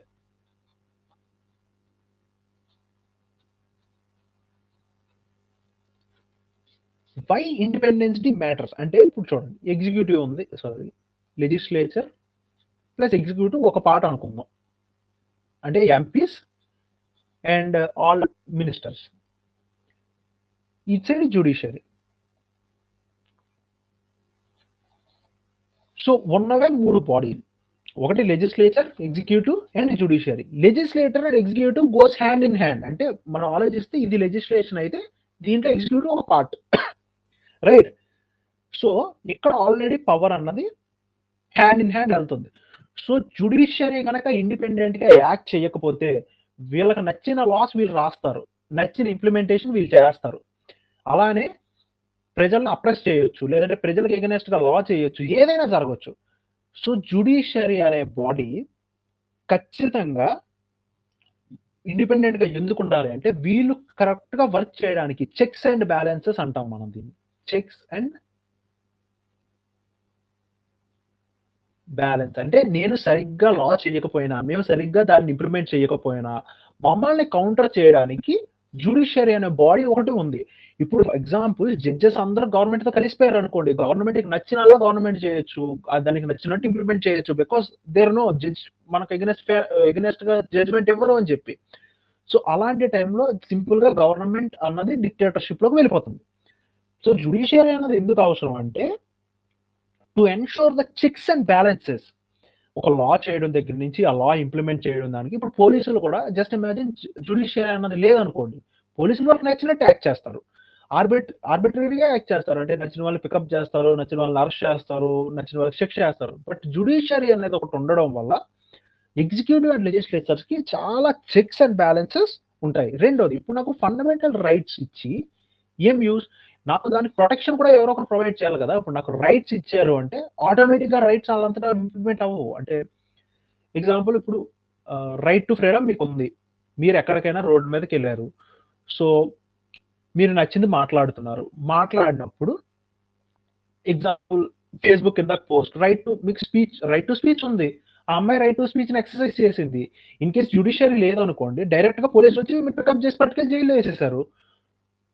కానీ ఫండమెంటల్ రైట్స్ ఉంటే సరిపోదు, ఆ రైట్స్ ని ఎవరో ఒకరు ప్రొటెక్ట్ చేయాలి. ఇప్పుడు ఆ అమ్మాయి కూడా ఫండమెంటల్ రైట్ ని కోర్టు అక్కడ ప్రొటెక్ట్ చేసింది. రైట్స్ ఉండడం మ్యాటర్ కాదు, ఆ రైట్స్ ని ప్రొటెక్షన్ కూడా ప్రొవైడ్ చేయగలగాలి. సో జ్యుడిషియరీ అన్నది మనకు ఉన్న రైట్స్ కి ప్రొటెక్షన్ ప్రొవైడ్ చేస్తుంది. సో సింపుల్ గా rights without protection is equal to meaningless. Right. So next, so ఇది జ్యుడిషియరీకి సంబంధించినంత వరకు. Next, social justice and marginalisation.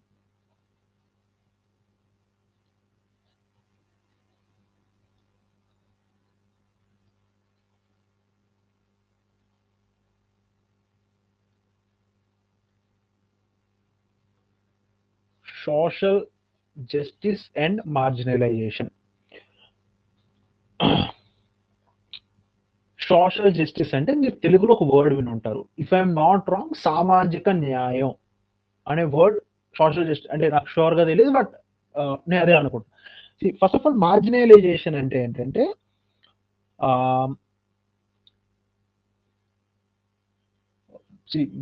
ఇది పేపర్ అనుకోండి, మనం మామూలుగా ఇంత పార్ట్ ని సపరేట్ చేసి దీని ఏమంటాం, ఇవి మార్జిన్స్ అంటాం. మార్జిన్స్ అంటే ఇట్స్ నాట్ సో ఇంపార్టెంట్, లేదంటే it's not the main part అనమాట. అంటే ఇప్పుడు మన పేపర్ లో ఇది మెయిన్ పార్ట్, ఇవి మార్జిన్స్, రైట్. సో ఇది మెయిన్ పార్ట్ కాదు. ఇది ఎందుకు మెయిన్ పార్ట్ కాలేదు అంటే బికాస్ యూ మార్జిన్ ఇట్, మీరు మార్జిన్ చేశారు దాన్ని. సో మార్జినలైజేషన్ ఏంటంటే సింపుల్ గా మనది హిస్టారికల్ డిస్క్రిమినేషన్,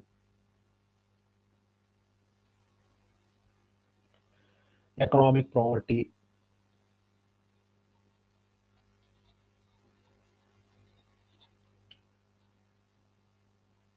సోషల్ స్టిగ్మా.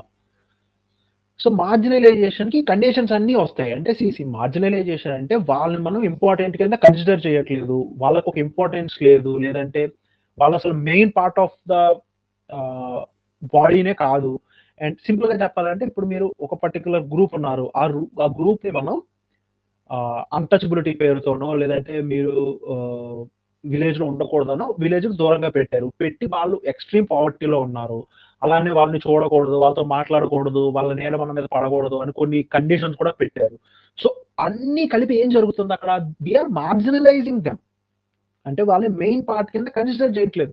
ఇప్పుడు అర్బన్ తో కంపేర్ చేసుకుంటే విలేజ్ అనేది మార్జినలైజేషన్, బికాస్ మనకు అర్బన్ అనేది మెయిన్ పార్ట్, ఎకానమీ అంతా అక్కడే జనరేట్ అవుతుంది, పీపుల్ అంతా అక్కడే ఉన్నారు, మన విలేజ్ మార్జినలైజ్ అయిపోయింది అనుకోవచ్చు కంపారిటివ్ టు అర్బన్. ఇప్పుడు విలేజ్లోకి వెళ్ళి విలేజ్లో ఒక కమ్యూనిటీ బాగానే బతుకుతుంది, ఒక కమ్యూనిటీ మాత్రం ఊరు అవతల అన్టచబుల్స్ గా ఉన్నారు అనుకోండి. ఇప్పుడు ఈ ఊరితో కంపేర్ చేస్తే ఈ కమ్యూనిటీ ఏదైతే ఉందో ఇది మార్జినలైజ్డ్. మార్జినలైజేషన్కి స్టాండర్డ్ డెఫినేషన్ అంటూ ఏమి ఉండదు. మార్జినలైజ్డ్ అంటే మీరు గుర్తుపెట్టుకుని it's not the part of a main thing. మనం దాన్ని సెగ్రిగేట్ చేస్తున్నాం. అంటే ఇప్పుడు పేపర్లో మీరు సెగ్రిగేట్ చేస్తున్నారు, మార్జిన్ చేస్తున్నారు. వి మార్జిన్ దిస్ అంటే ఇది మనకు అవసరం లేదు, దీంతో మనకు పని లేదు, ఇది మనకు ఇంపార్టెంట్ కాదు అని చెప్పి మీరు మార్జినలైజ్ చేస్తున్నారు. సో ఈ మార్జినలైజేషన్ అండ్ సోషల్ జస్టిస్ కి సంబంధించినంత వరకు ఒక టాపిక్ ఇందులో మెన్షన్ చేస్తుంది. సో ఇక్కడ మీకు ఇంకొక ఎగ్జాంపుల్ ఏంటంటే ఒక ట్రైబల్ ఉన్నారు, ఇది బుక్ లో ఉన్న ఎగ్జాంపుల్. ఇప్పుడు ట్రైబల్ ఉన్నారు, ఈ ట్రైబల్ ఏంటంటే వీళ్ళు ఫారెస్ట్ కొట్టేసి ఫారెస్ట్ నుంచి బయటికి పంపించేశారు. 1 సెకండ్.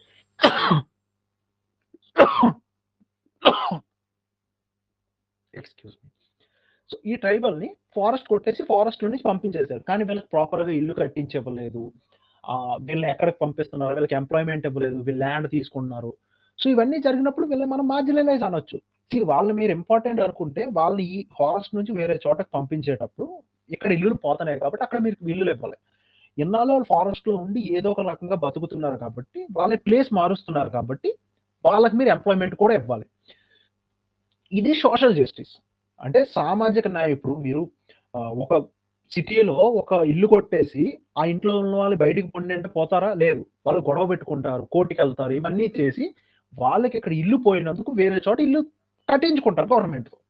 బట్ అదే సామాజిక న్యాయం మీకు ఇక్కడ ట్రైబల్ దగ్గర కూడా జరగాలి.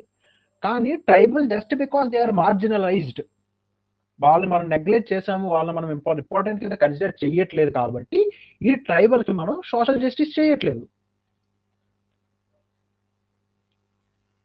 కానీ అదే మీరు సిటీలో చేయగలరా? లేదు. సిటీలో ఖచ్చితంగా ఒక రోడ్డు వాళ్ళకి బిల్డింగ్ పోయిందంటే వాళ్ళకి ప్రాపర్ కాంపెన్సేషన్ ఇస్తారు, వాళ్ళకి వేరే చోట బిల్డింగ్ కట్టిస్తారు, అంత ప్రాపర్ గా జరుగుతుంది. బట్ మార్జినలైజేషన్కి వచ్చేంత సరికి అది జరగదు. సో అది కూడా జరగాలి అన్నది ఒక ఆబ్జెక్టివ్. సో కంఫ్రంటింగ్ మార్జినలైజేషన్ అంటే ఈ మార్జినలైజేషన్ ఎలా కంఫ్రంట్ చేస్తాము అంటే సింపుల్ టూల్స్. కాన్స్టిట్యూషన్ కొన్ని టూల్స్ ఇచ్చింది. ఈ కాన్స్టిట్యూషన్ టూల్స్ ఏంటంటే ఒకటి reservation, 2 fundamental rights, 2 special laws. అంటే ఇప్పుడు ఉమెన్ అన్నవారిని మనం ఇక్కడ చూద్దాం. ఉమెన్ అన్న వాళ్ళని మనం హిస్టారికల్ గా డిస్క్రిమినేట్ చేస్తున్నాం, అది అందరికీ తెలుసు.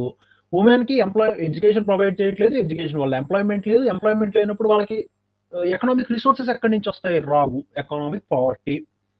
ఉమెన్ అన్న వాళ్ళు జాబులు చేయకూడదు, ఉమెన్ అన్న వాళ్ళు రాత్రి దాకా బయట తిరగకూడదు, ఉమెన్ అన్న వాళ్ళు ఎలాంటి బట్టలు వేసుకోవాలి, మనం ఒక సోషల్ స్టిగ్మాలో పెట్టాం. So considering all this woman కూడా మనకి మార్జినలైజ్డ్ సెక్షన్ అనొచ్చు. సారీ.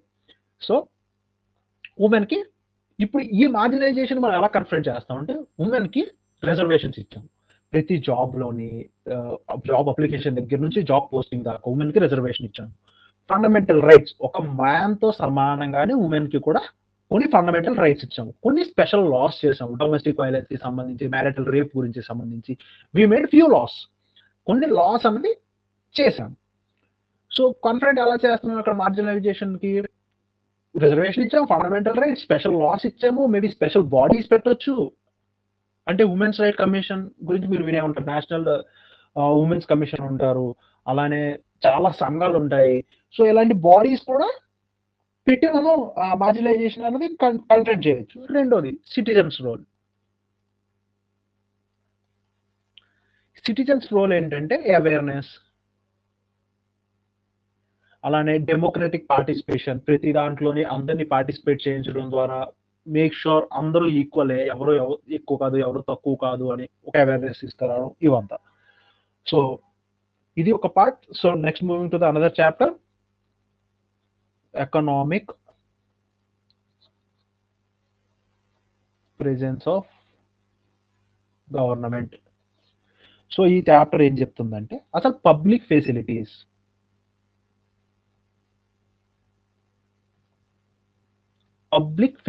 అంటే గవర్నమెంట్ సెటప్ చేసే ఫెసిలిటీస్. పబ్లిక్ ఫెసిలిటీస్ అంటే మీకు క్లీన్ వాటర్ అంటే డ్రింకింగ్ వాటర్ ప్రొవైడ్ చేయడము, హెల్త్, ఎడ్యుకేషన్, ఇలాంటివన్నీ బేసిక్ ఫెసిలిటీస్ ఏవైతే ఉన్నాయో అవన్నీ బేసిక్ సర్వీసెస్ ఏవైతే ఉన్నాయో అవి మనకి గవర్నమెంట్ ప్రొవైడ్ చేస్తుంది. అసలు ఎందుకు గవర్నమెంటే ప్రొవైడ్ చేయాలి అంటే, నిన్న మనం చూసాం రైట్ టు లైఫ్ అంటే జస్ట్ లైఫ్, హెల్త్ అంటే జస్ట్ హెల్త్ కాదు, ఓవరాల్ గా డిగ్నిఫైడ్ గా బతకడం. సో సింపుల్ గా ఇక్కడ కూడా ఏంటంటే ఈ పబ్లిక్ ఫెసిలిటీస్ అంటే basic water, basic education, basic health, ఇవన్నీ ఏం చేస్తాయి అంటే they are essential for dignified life.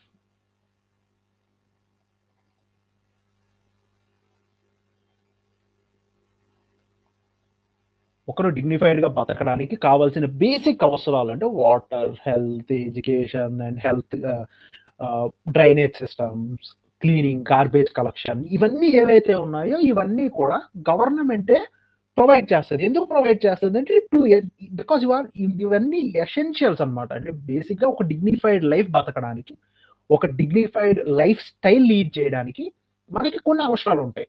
అది కామన్, అందరు హ్యూమన్స్ కి అది కామన్. ఇప్పుడు వాటర్, హెల్త్ ఇవన్నీ అందరికీ కామన్. సో ప్రజలు లేనివాడు దాని మీద డబ్బులు ఖర్చు పెట్టుకోకుండా, లేదంటే వాటికి యాక్సెస్ దొరకకుండా ఉండే అవకాశం ఉంది కాబట్టి గవర్నమెంట్ ఏం చేస్తుందంటే ఫస్ట్ ఆఫ్ ఆల్ ఇది బేసిక్ అందరికీ ప్రొవైడ్ చేస్తుంది. ప్రొవైడ్ చేయడం ద్వారా ఒక డిగ్నిఫైడ్ లైఫ్ అనేది దొరుకుతుంది. సో ఎందుకు పబ్లిక్ ఫెసిలిటీస్ ప్రొవైడ్ చేయాలి అంటే, మార్కెట్ కూడా మనకి ప్రొవైడ్ చేయగలదు కదా. అంటే ఇప్పుడు మీ డ్రింకింగ్ వాటర్ మనకి గవర్నమెంట్ ఎందుకు ఇవ్వాలి, మనం ప్రైవేట్ కంపెనీస్ దగ్గర నుంచి కూడా కొనుక్కోవచ్చు కదా. అంటే వాటర్ ట్యాంకర్స్ కొనుక్కోవచ్చు కదా. హెల్త్ మనం గవర్నమెంట్ హాస్పిటల్కి ఎందుకు వెళ్ళాలి, ప్రైవేట్ హాస్పిటల్స్ కూడా ఉన్నాయి, ప్రైవేట్ హాస్పిటల్స్ కూడా వెళ్ళవచ్చు. సింపుల్. ఎందుకు పబ్లిక్ ఫెసిలిటీస్ అంటే, ఒకటి పూర్ కాంట్ ఎఫర్డ్,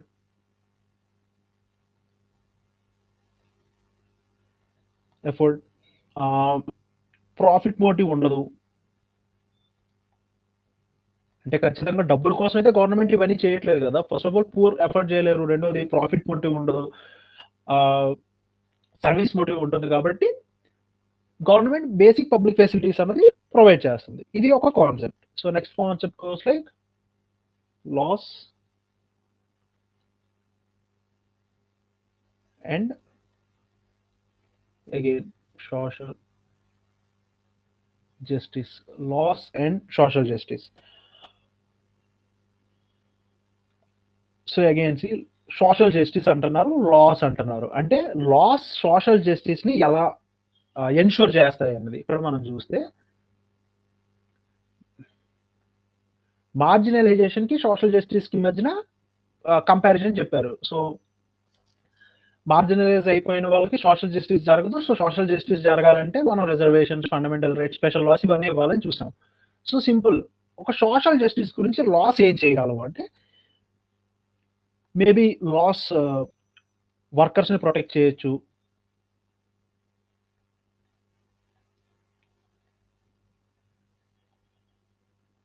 అంటే minimum wages,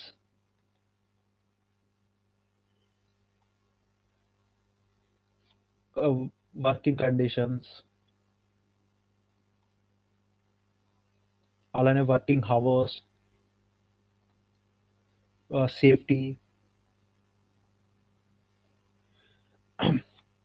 so social justice అలా అంటే, ఇప్పుడు వర్కర్ అన్న వాళ్ళని జనరల్ గా ఏ ఫ్యాక్టరీ అయినా లేదంటే ఏ ఇన్స్టిట్యూషన్ అయినా కూడా ప్రాఫిట్స్ ఓరియంటెడ్ గా ఉంటారు. వీలైనంత తక్కువ జీతం ఇద్దాము, అంత సేఫ్టీ కండిషన్స్ అవసరం లేదు, వాళ్ళ మీద అంత ఇన్వెస్ట్ చేయాలనుకోరు, వాళ్ళు ఎక్కువ పని చేయించాలనుకుంటారు. సో ఇది సోషల్ జస్టిస్ కాదు. సో సింపుల్ గా మీరు ఎన్ని గంటలైతే, జనరల్ గా అందరు పబ్లిక్ ఎన్ని గంటలైతే వర్క్ చేస్తున్నారు అంటే, ఒక సాఫ్ట్వేర్ ఇంజనీర్ 8 గంటలు చేస్తాడు.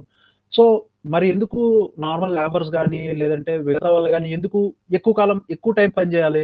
ఆయన లేబరే, సాఫ్ట్వేర్ ఇంజనీర్ ఆయన లేబరే, మరి ఈ చిన్న ఫ్యాక్టరీస్ లో పనిచేసే ఈయన లేబరే. మరి ఆయనకి ఎందుకు వేరే రూల్స్, ఈయనకి ఎందుకు వేరే రూల్స్ అంటే, ఇప్పుడు ఫర్ ఎగ్జాంపుల్ ఈ సోషల్ జస్టిస్ కాదు ఇది. సోషల్ జస్టిస్ అంటే అందరికీ ఒకటే న్యాయం ఉండాలి. బట్ అక్కడ ఒకలా జరుగుతుంది, ఇక్కడ ఒకలా జరుగుతుంది. సో గవర్నమెంట్ ఒక లా తీసుకొచ్చి ఖచ్చితంగా మీరు ఇన్ని గంటలే వర్కింగ్, ఇప్పుడు మనకి 8 hours ఫిక్స్డ్, ఒక రోజుకి 8 గంటలు దాటి పని చేస్తే మనకు ఓటీ అనేది ప్రొవైడ్ చేయాలి. ఇది గవర్నమెంట్ లా చేసింది. ఆ లా November 25th, 2025 last year November 25th, 2025 ఆ లాస్ అన్ని కూడా పాస్ అయ్యి గెజిట్ లో కూడా నోటిఫికేషన్ ఇచ్చారు. 8 hours దాటి మీరు వర్క్ చేయించుకోవాలనుకుంటే మీరు ఓటీ పే చేయాలి. ఓటీ కూడా డబుల్ ద బేస్ పే చేయాల్సిందే. సో గవర్నమెంట్ ఇక్కడ లా చేయడం వల్ల సోషల్ జస్టిస్ అన్నది ఎన్షూర్ అయింది. అలానే వర్కింగ్ కండిషన్స్, ఖచ్చితంగా ఈ ఫ్యాక్టరీస్ లో పనిచేసే వాళ్ళందరికీ helmet, shoes and safety equipment ఇవ్వాలని గవర్నమెంట్ ఒక లా చేసింది అనుకోండి, ఇట్లా ఎన్ష్యూర్. సో సోషల్ లాస్ కూడా సోషల్ జస్టిస్ ని ఎన్ష్యూర్ చేయొచ్చు. ఇది ఒక కాన్సెప్ట్. నెక్స్ట్ ఇందులో ప్రాబ్లం ఏంటంటే నిన్న కూడా మనం మాట్లాడుకున్నాం, లా చేయడం ఈజీయే, laws exist but implementation is poor.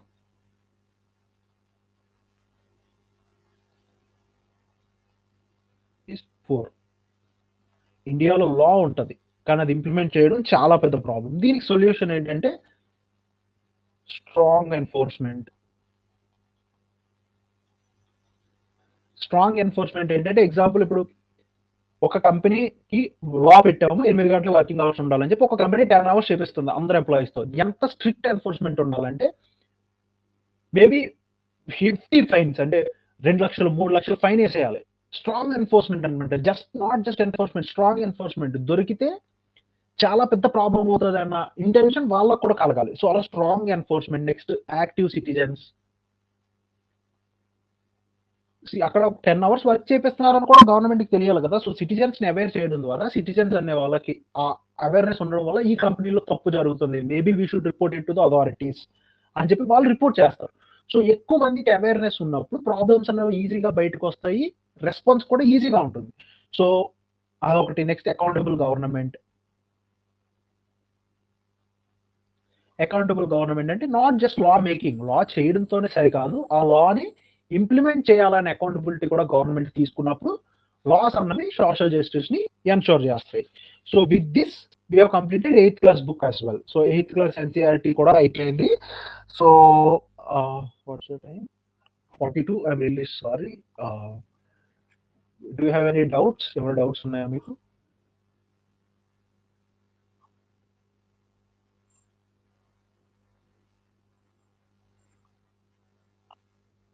Any doubts?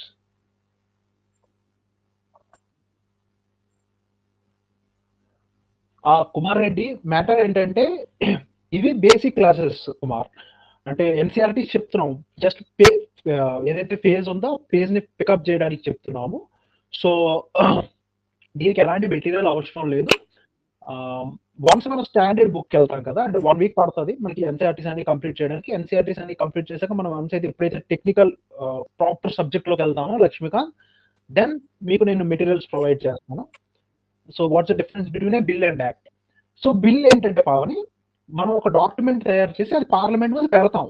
పెట్టిన తర్వాత అందరూ ఓట్ చేస్తారు కదా, ఓట్ చేసి గవర్నమెంట్ సంతకం, ప్రెసిడెంట్ ఆఫ్ ఇండియా సంతకం పెట్టిన తర్వాత యాక్ట్ అవుతుంది. బిల్ ఏంటంటే ఇట్స్ అ రఫ్ డాక్యుమెంట్. ఇప్పుడు 10 కండిషన్స్ తో బిల్ పెట్టారు అనుకోండి పార్లమెంట్ లో, ఆ 10 కండిషన్స్ కి అందరూ ఒప్పుకుంటారని కాదు, ఒక 7 కండిషన్స్ తో బిల్ పాస్ అవుతుంది. వన్స్ బిల్ పాస్ అయిన తర్వాత అది యాక్ట్ రూపంలో మారుతుంది. ఆ బిల్ పాస్, యాక్ట్ పాస్ అవ్వక ముందు ఏదైతే ఉందో అది bill. Okay, next.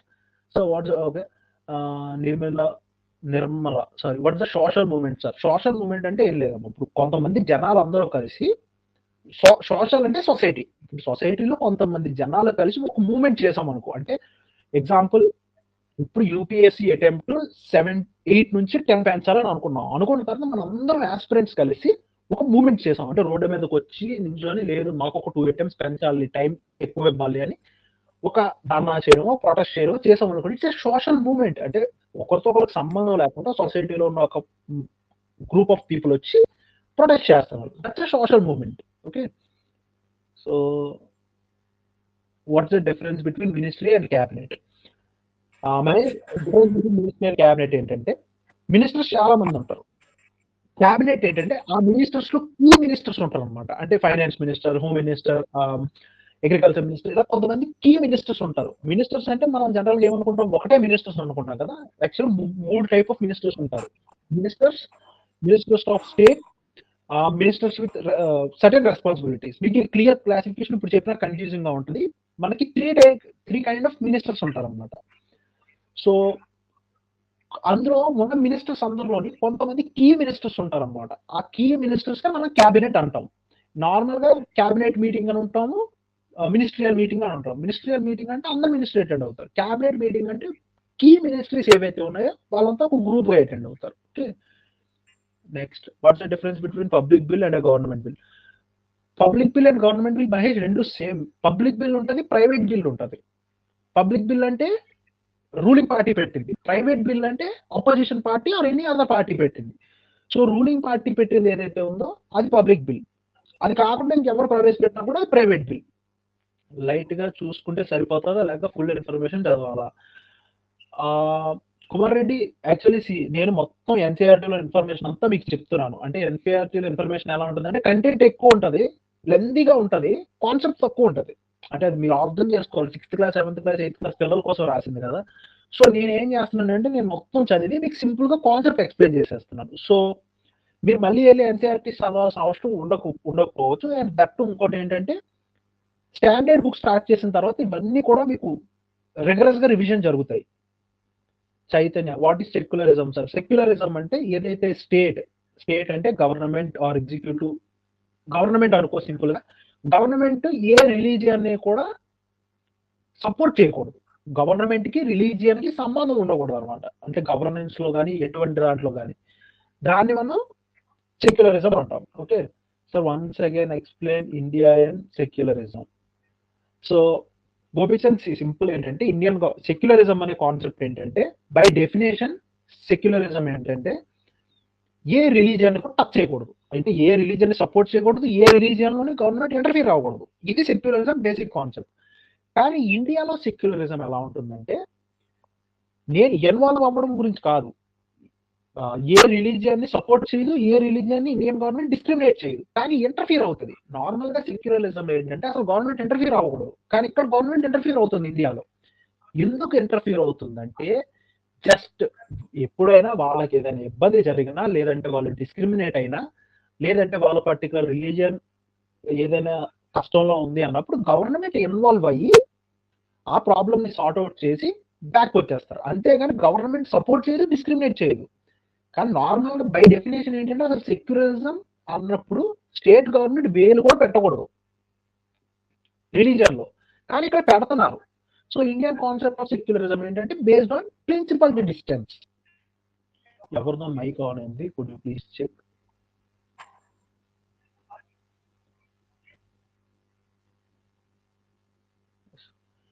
So compare Indian secularism with western secularism. Joshna, western secularism ఏంటంటే అసలు స్టేట్ ఐదర్ ఇప్పుడు యూకేలో కంట్రీ తీసుకున్నారు అనుకోండి, వాళ్ళకి నేషనల్ రిలీజియన్ అన్నది ఒకటి ఉంది.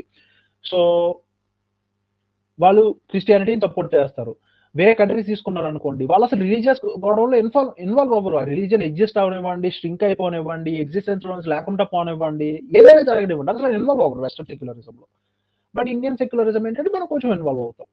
So okay sir, polity NCERTs full information చదవాలా? ఎన్సీఆర్టీస్ ఫుల్ ఇన్ఫర్మేషన్ అని అన్నాను, బట్ కుమార్ బేసిక్ ఐడియా తెచ్చుకోండి సరిపోతుంది. Sir what is meant by judiciary? All the courts in India అమ్మా, supreme court, high court, local courts, అన్ని కోర్ట్స్ కలిపితే ఏదైతే సిస్టమ్ ఉందో దాన్ని జ్యుడిషియరీ అంటాం.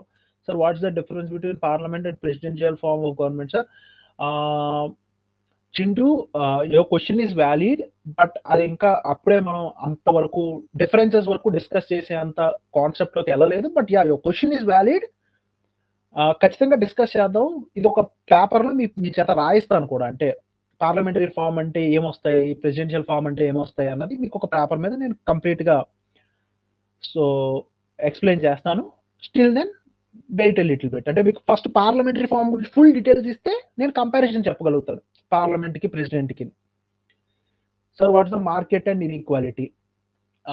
నిర్మల, మార్కెట్ అండ్ ఇన్ఈక్వాలిటీ ఏంటంటే జస్ట్ ఇన్ఈక్వాలిటీ అనే కాన్సెప్ట్ ని మార్కెట్ పాయింట్ ఆఫ్ వ్యూలో చెప్తున్నారు అనమాట. అంటే ఇప్పుడు ఒక అదే చెప్తాను, వెజిటేబుల్స్ ఉన్నాయనుకోండి, మనం ఇప్పుడు ఎవ్రీ వీక్ సండే మార్కెట్ జరుగుతుంది. ఆ సండే మార్కెట్ లో వెజిటేబుల్స్ తక్కువ కాస్ట్ ఉంటాయి. అదే వెజిటేబుల్స్ మీరు ఒక సూపర్ మార్కెట్కి వెళ్తే ఇంకొంచెం ఎక్కువ ఉంటాయి. అదే వెజిటేబుల్స్ మీరు ఏ షాపింగ్ మాల్లోనో హై అండ్ స్టోర్స్ లోనో కొన్నారనుకోండి, అక్కడ ఇంకా ఎక్కువ ఉంటాయి సేమ్ వెజిటేబుల్స్. కానీ ఎందుకు సేమ్ వెజిటేబుల్స్ డిఫరెంట్ ప్లేసెస్ లో డిఫరెంట్ ప్రైస్ అమ్ముతున్నారు అంటే దాన్ని కొనే జనాలు ఉన్నారు. అంటే సండే మార్కెట్కి వెళ్ళి కొనే జనాలు వేరు, సూపర్ మార్కెట్కి వెళ్ళి కొనే జనాలు వేరు, హై అండ్ స్టోర్కి వెళ్ళి కొనే వాళ్ళు వేరు. ఓకే, ఎంత ఇన్ఈక్వాలిటీ ఉంది కాబట్టి 3 ప్లేసెస్ లో ఒకటే ప్రోడక్ట్ 3 డిఫరెంట్ కైండ్స్ లో దొరుకుతుంది, రైట్? సో మార్కెట్ ద్వారా ఇన్ఈక్వాలిటీని ఎక్స్పోజ్ చేస్తున్నాం అంతే. So Yogyata sir, what's the part of constitution is secularism mentioned?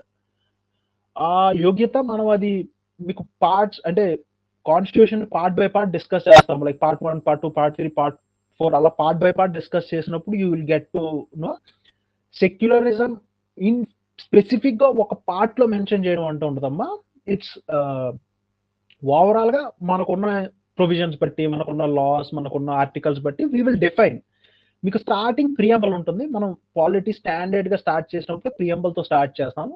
ఆ ప్రియంబల్ లోనే ఉంటుంది సెక్యులర్ అనే word.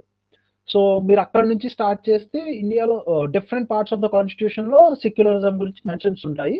But wait little bit, నాకు అర్థం అవుతుంది. అంటే నేను ఇప్పుడు టీచ్ చేస్తున్నవి పాలిటీ లెవెల్ కాన్సెప్ట్స్ కాదు, లేదంటే ఎగ్జామ్ లెవెల్ కాన్సెప్ట్స్ కాదు అని మీకు అనిపించవచ్చు. Yeah still true. బట్ ఇది ఎంత బాగా అర్థమైతే మీకు స్టాండర్డ్ బుక్ అంత ఈజీ అవుతుంది. సో సరే, explain term bureaucracy with an example. Bureaucracy అంటే ఇప్పుడు మన ఐఏఎస్లు, ఐపీఎస్లు గవర్నమెంట్ తరపు నుంచి కొన్ని అఫీషియల్స్ ఉంటారు కదమ్మా. అంటే ఇప్పుడు గవర్నమెంట్ లో ఎగ్జిక్యూటివ్స్ కూడా ఉంటారు, అంటే మినిస్టర్స్ వీళ్ళంతా ఉంటారు. వాళ్ళు కాకుండా వర్కింగ్ మెషినరీ కూడా ఉంటారు కదా, అంటే ఆఫీసర్స్ ఉంటారు కదా. ఏ ఆఫీసర్ అయినా తీసుకో, రైట్, స్టార్టింగ్ ఫ్రమ్ ఐఏఎస్ దగ్గర నుంచి ఇప్పుడు group D, group C officers వీళ్ళంతా ఉంటారు కదా. ఇదంతా బ్యూరోక్రట్స్ అనమాట. అంటే గవర్నమెంట్ సైడ్ నుంచి ఆఫీసర్స్. సో ఫార్ ఇంత అర్థం చేసుకోండి. మీకు ఇన్ డెప్త్ డెఫినేషన్ మీకు రిలవెన్సీ వచ్చినప్పుడు చెప్తాను. బట్ సింపుల్ గా బ్యూరోక్రాట్స్ అంటే government officers. Okay, so I took 5 minutes of your extra time. I'm really sorry for that. రేపటి నుంచి ఐ మేక్ షూర్ 10 minutes ముందే క్లాస్ ఎండ్ చేస్తాను. లాస్ట్ 10 minutes డెడికేటెడ్ గా మనం క్వశ్చన్స్ గురించే టేకప్ చేద్దాము. అండ్ వన్స్ మన స్టాండర్డ్ బుక్ వెళ్తే you will have the more fun. అంటే మీ కంటెంట్ కానీ నిజంగా పాలిటీ లెవెల్ కానీ quite interesting subject. Let's bear for 4 to 5 days another. ఇంకొక 4 classes లో నేను I think I complete the NCERTs. But NCERTs అర్థం చేసుకోండి, ఇట్స్ క్వైట్ ఇంపార్టెంట్. ఎన్సీఆర్టీస్ ఎంత బాగా అర్థమైతే మీకు స్టాండర్డ్ బుక్స్ అంత ఈజీ అయిపోతాయి అనమాట. So okay, fine. Thank you all guys. Thank you all for మీరు చెప్పింది. Only standard book is enough. Yogita, yeah, మీరు ప్రెసెంట్ అంత స్ట్రెస్ తీసుకోకండి. ఎందుకంటే పాలిటీ అనేది ఇట్స్ లాంగ్ కోర్స్, 40-50 classes పడతాయి మనకి. So with in the course I tell you ఏం చదవాలి, ఏం చదవకూడదు ఏమని. సో ఫార్ మీరు ఏం చేస్తారంటే జస్ట్ అలా పైన చూడండి. మీరు ఎన్సీఆర్టీ ఓపెన్ చేసినా కూడా ఏదో ఒక స్టోరీ లాగా స్కిమ్ చేసి వదిలేయండి. దట్టు మీరు కొనకండి ఫిజికల్ బుక్స్ ప్రెసెంట్ అయితే. Just rely on the digital sources. నేను స్టాండర్డ్ క్లాసెస్ స్టార్ట్ అయ్యే ముందు I give you overall feedback again, మళ్ళీ ఏం చేయాలి ఏం చేయకూడదు అని. So far as of now just మీరు ఎన్సీఆర్టీని స్కిమ్ చేయండి, సరిపోతుంది. Okay, so thank you all for attending. Happy weekend. See you all guys on Monday. Yeah, welcome all of you. Thank you.